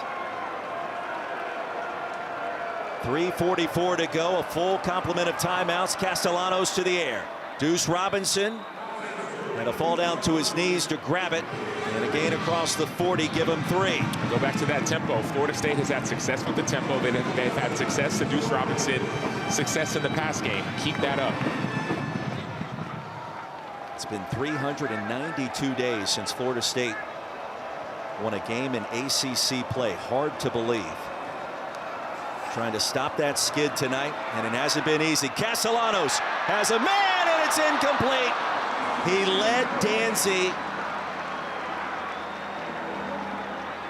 but the ball was so low to the ground he was unable to float it to his speedster wide receiver. That's a third overthrow. We saw a little bit of pressure, but that's one that he's hit before. Early in the game, he had a couple overthrows. He hit Danzy last series, just missed him there. 3rd down and 7.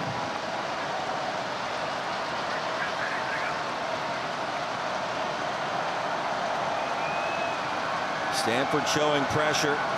Castellanos an audible. Here they come off the edge. Castellanos still with time.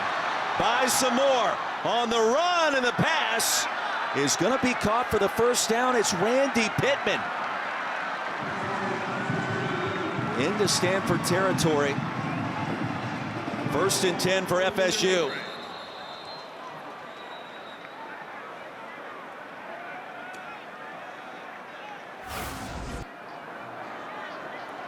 Randy Pittman, transfer from UCF. Ruling on the field was a completed pass. The previous play is under further review.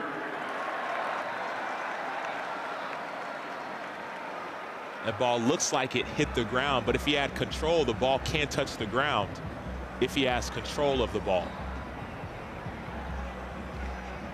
Our replay official, Bill Scott. And of course, in collaboration, game day operations in Charlotte with the ACC. It's got to be indisputable video evidence to overturn the call, Sam. It's a bang-bang play. I agree with you in the sense that it looked like it hit the turf there. If the pass is ruled incomplete, it's going to be 4th down and long. For the moment, it's 1st down Florida State in Stanford territory.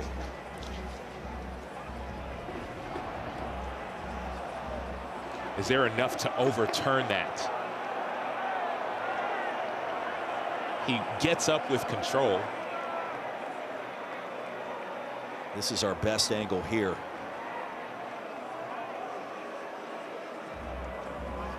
See, in that angle, it looks like there's a little bit of a bounce.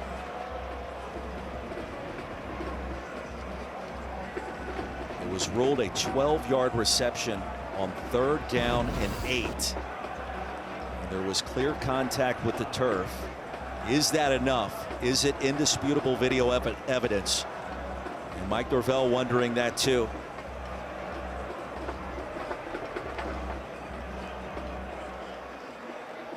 Here comes the ruling.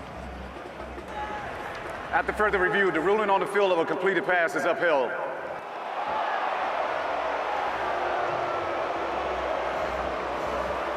So it wasn't enough for the officials to overturn it. Maybe part of him coming up with that control was the reason. The drive continues for Florida State. 2:50 remaining. Trailing by 7.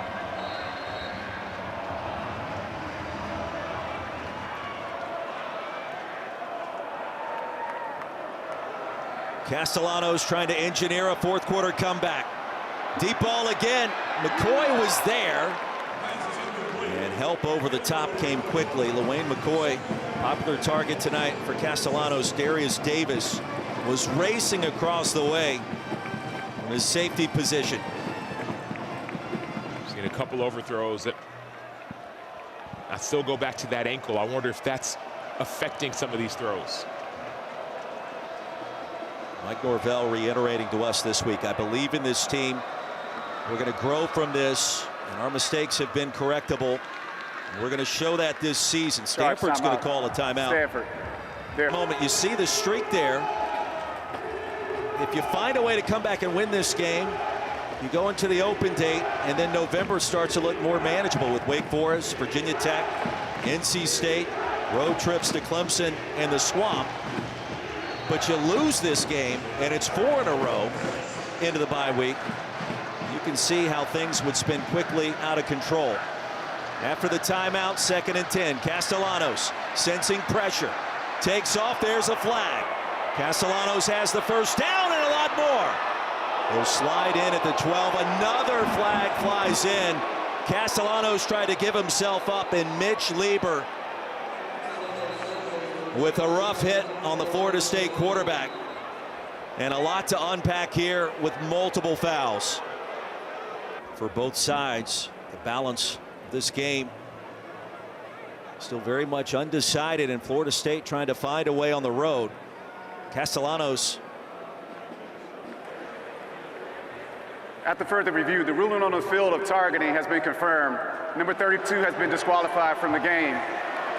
The foul for holding will be enforced 10 yards, and then the dead ball foul will be enforced 15 yards from that spot. First down, Florida State. Meanwhile, Mitch Lieber is out, and that means you have 3 starters in the Stanford secondary that was already banged up, missing for this drive, and trying to halt Florida State in its tracks. No Colin Wright, Mitch Lieber, or Aaron Morris. So the end result is a net positive for FSU. And now the true freshman from Denton, Texas, Kevin Sperry, on the field for the first time in this game.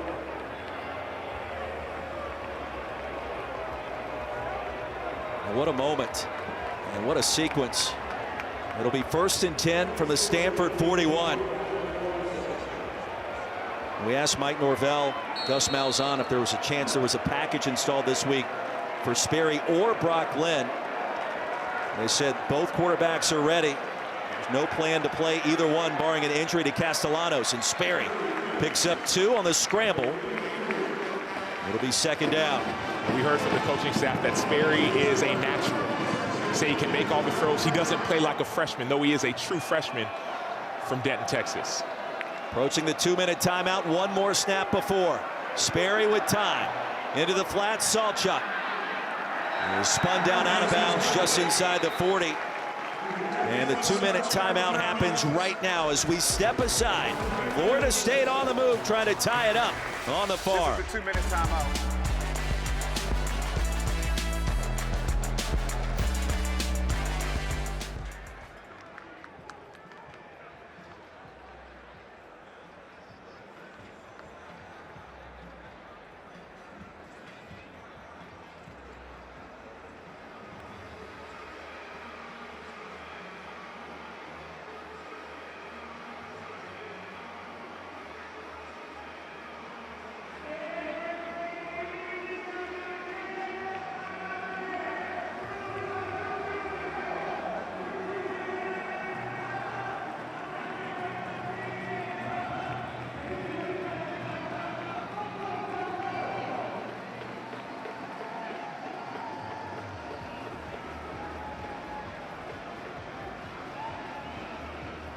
An unexpectedly unusual season in Tallahassee. 3rd down and 8. Freshman quarterback Kevin Sperry on the field, replacing the injured Tommy Castellanos after a targeting penalty moments ago. Here comes pressure. Sperry gets rid of it out of bounds. There was heavy pressure by Clay Patterson. So you're seeing they're bringing pressure. Clay Patterson wins early. Looked like J.J. Watt with that swim move early. And looks like a flag is down as well for potential grounding. Intentional grounding. Offense. The penalties are lost it down at the spot of the foul. 4th down.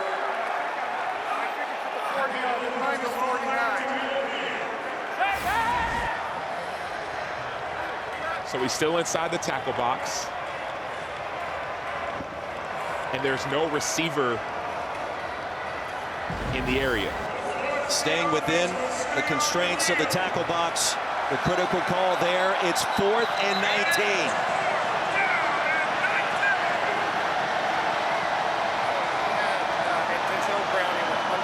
Oh, that's right. We have a 10-second clock. That's right. Seminoles could still punt with 3 timeouts remaining. That is still an option.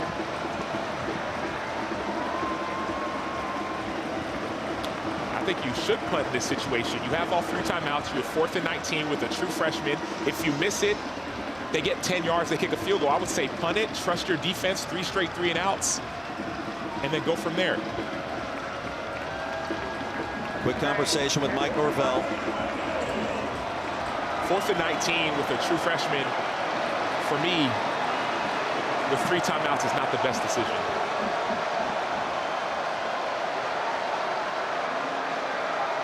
And 39 seconds. 1-3-9. Thank you. Loss of down. The 10-second runoff on the infraction. And from 3rd and at least manageable to now 4th and a prayer. In a season on the brink for Florida State. Sperry gotta heave one long, and he does. Triple coverage, and the pass is incomplete. It was tipped by Nicholson, and Stanford gets the football back. Sperry was trying to spot Deuce Robinson, the 6'6" target, and Stanford was all over it. If there's anybody you want to go to as a true freshman, that's the guy you go to. But there's 4 defenders in the area. So now the still be time left. And you have them backed up, and then you get the ball right around midfield. A microcosm of what has happened in the last month for this Florida State program. Elijah Brown back on the field, and the handoff is stopped by Daniel Lyons. Cole Tabb. A quick timeout called by the Noles. Don't forget SportsCenter coming up as soon as we're done with what UAB did to Memphis and Birmingham earlier on Saturday afternoon. This would rank right up there. 2nd down and 9. 1:22 remaining. Seminoles showing pressure. The redshirt freshman signal caller. Straight ahead is Tabb. Brown replacing the injured Ben Gulbranson, who was sacked, lost 12 yards at the end of the first half and did not return. He was carted off the field just moments later. And the give, the Cole Tabb into Florida State territory to the 44. Ashlyn Barker with the tackle, and Florida State now out of timeouts. 3rd and final charge timeout of the half. Florida State. 30 seconds. Ask you the same question again. 4th and 4 if you're Stanford. Certainly you're thinking about punting the football here, I would assume. Yes, I'm punting it and making Florida State march 98 yards down the field with a true freshman who hasn't done it before at this level. Now both teams limping into this game, battling various injuries. Florida State able to get the bulk of its skill position players back. Micah Pettis on the offensive line. Meanwhile, in the game tonight, Tommy Castellanos headed to the locker room as we speak after the targeting penalty on Florida State's last drive. And on 4th and 4, the Stanford offense back on the field. Expect hard count like you saw earlier. Let's see how they want to see how disciplined Florida State is. That discipline has not existed this evening.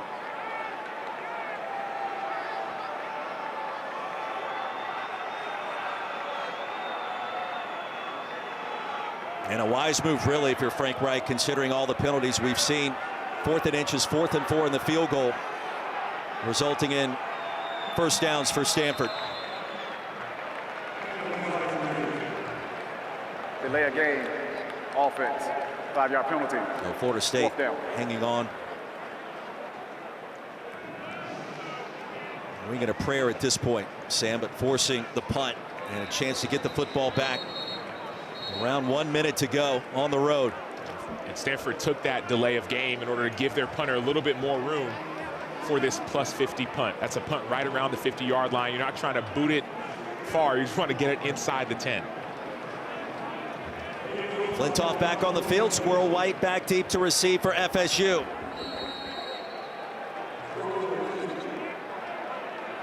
Still time. Flintoff does the directional punting, sends it right to White from the 5. No fair catch this time, near side and racing out of bounds. So just over a minute remaining. Florida State out of timeouts.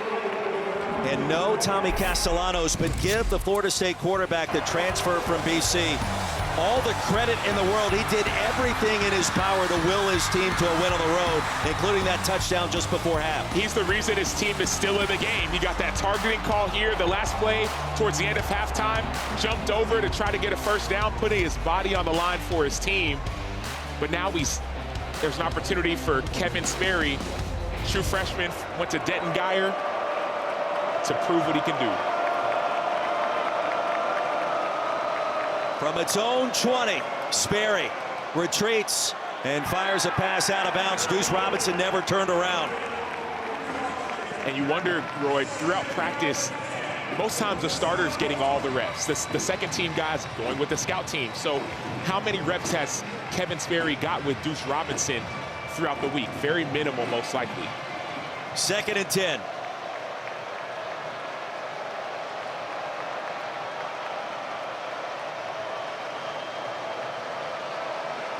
Sperry had completed just 8 passes this season before tonight. Thrust into duty. Buys some time, racing ahead. A lot of green in front of him. And wisely stepping out of bounds after picking up the first. Gain of 15 yards on 2nd and 10. Smart play by Sperry. Yes, the first down would have stopped the clock until the chains reset, but getting out of bounds stops the clock completely and allows your offense to get completely reset. Now Deuce Robinson, the favorite target of Tommy Castellanos, the 6'6" frame. Transfer from USC. Bottom of the screen for Florida State. Sperry steps up. And on the move, fires a strike towards midfield. McCoy steps out of bounds. 41 seconds to go and the clock stops. Good patience by Sperry. He knew he could have ran it there, but got it to his receiver to get out of bounds. 8 straight losses for Florida State in ACC play. And movement at the line of scrimmage. Micah Pettis. False start. Offense number 57. 5-yard penalty. He called for the false start. No 10-second runoff because the clock was stopped. And Sam, now the 13th penalty called against the Seminoles tonight. A long trip awaits FSU. The flight home to Tallahassee, barring a comeback. 41 seconds remaining. Can Kevin Sperry find a way? Hard snap to his right, he corralled it, then goes down back inside the 40.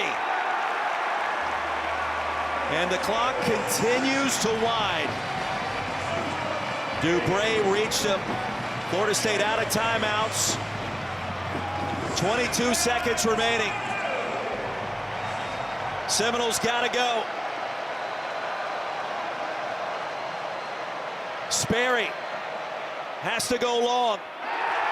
And the pass is incomplete. Robinson came back for it. Davis broke it up. 3rd down and 22, but Sam, more importantly, just 9 seconds to go. You have to get out of bounds. You have to get close to the 50-yard line if you can. Get out of bounds to set up for a Hail Mary. 3rd and 22, there's not enough time to get a first down for the clock to stop. So try to get maybe half of it back so that you can set yourself up for a Hail Mary situation. Game clock operator, please set the game clock to 10 I'm keeping seconds. everything inside. I'm protecting the sidelines. Sports Center coming up as soon as we're done here in Stanford. Is it another upset in the ACC? It all started last night down in Miami. Now in the early morning hours back on the East Coast. What will the headlines read in the coming days out of Tallahassee? Sperry still with a prayer. Goes deep. 4 seconds remaining. Long ball. And inside the 10. It was caught by Dancy. Game clock operator, please set the game clock to 2 seconds. There's not enough time to spike it. There were 2 seconds left on the clock when that ball was caught. They have to run a play. The clock shows triple zeros. This officiating crew just announced to add time back on the clock. And after the first down, it'll be 1st and goal from inside the 10 with 2 seconds to go. So 2 seconds left. Anything less than 3, there's not a chance to spike it. No need to spike it. The clock is stopped. They're going to put the time back on. Now call your best play. And in my opinion, your best play is to throw it to number 0. He's 6'6". He's 233. The snap gets away. Sperry picks it up. Got to go to the end zone. On the way. Incomplete. There's a flag.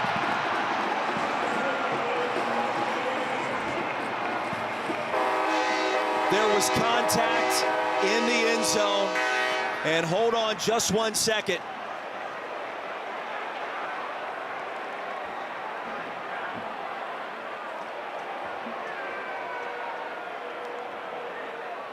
What a call potentially this could be. Is the game still alive for the Seminoles at this late hour? Darryl DeBerry talking things over. With the end here, a microcosm of Week 8 in college football. Pass interference. Defense number 22. The foul took place in the end zone. By rule, the ball is placed at the 2-yard line. Automatic first down, Florida State. Ojayrecre, the guilty party. There will be 1 untimed down. And he rode Deuce Robinson out of bounds and then prevented him from trying to come back to receive the football. An untimed down, 1st and goal. And it all comes down to this. From the 2-yard line,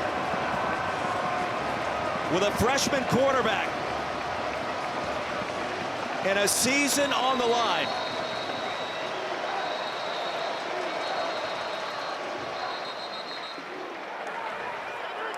And Second charge timeout. Stanford. 30 seconds. Well, first things first, the long completion that put the Seminoles in a position to extend this game of 53 yards, and Dancy just went up and got it. Outstanding play by Dancy. What courage by Sperry to look off at least one of the safeties, so we just still threw it into coverage. Have you ever seen an ending potentially like what we're witnessing here? I don't know yet, because it hasn't happened yet. To have a chance, trailing the entire night, traveling all the way across the country. First ever meeting between Stanford and Florida State. In ACC play, an untimed down from the 2. After the Stanford timeout, here we go.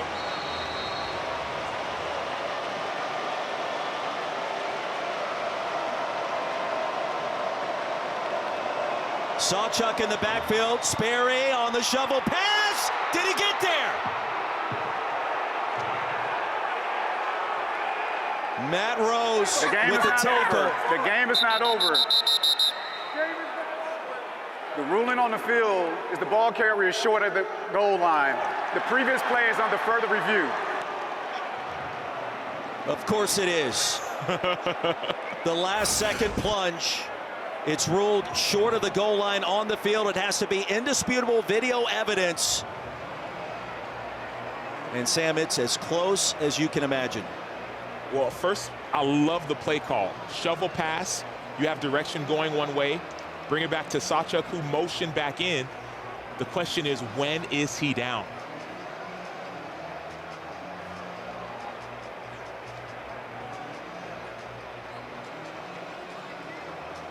It was an untimed down. If he is marked short and replay confirms, this game is over.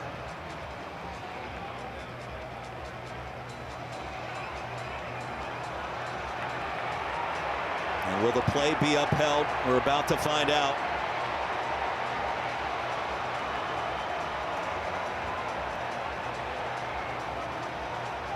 Matt Rose, Galvan. Stanford defense tested all night. And the captain, Andrew Luck, general manager of Stanford.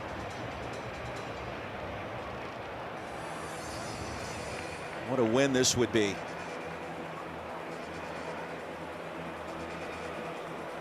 team that has finished 3-9 essentially every season going back to 2020.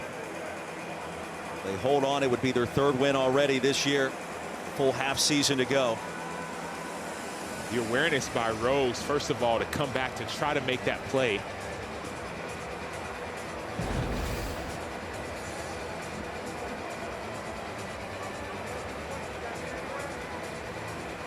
Matt Rose, 35, you saw it, and then you see Gavin there as well at the goal line. And it's looking at that shin. When is that shin down? From our two very best angles, you see approaching the goal line, Sawchuck.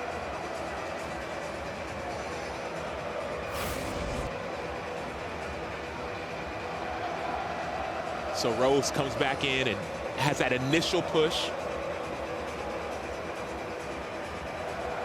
The question is there indisputable evidence that that ball crossed the line before the shin went down?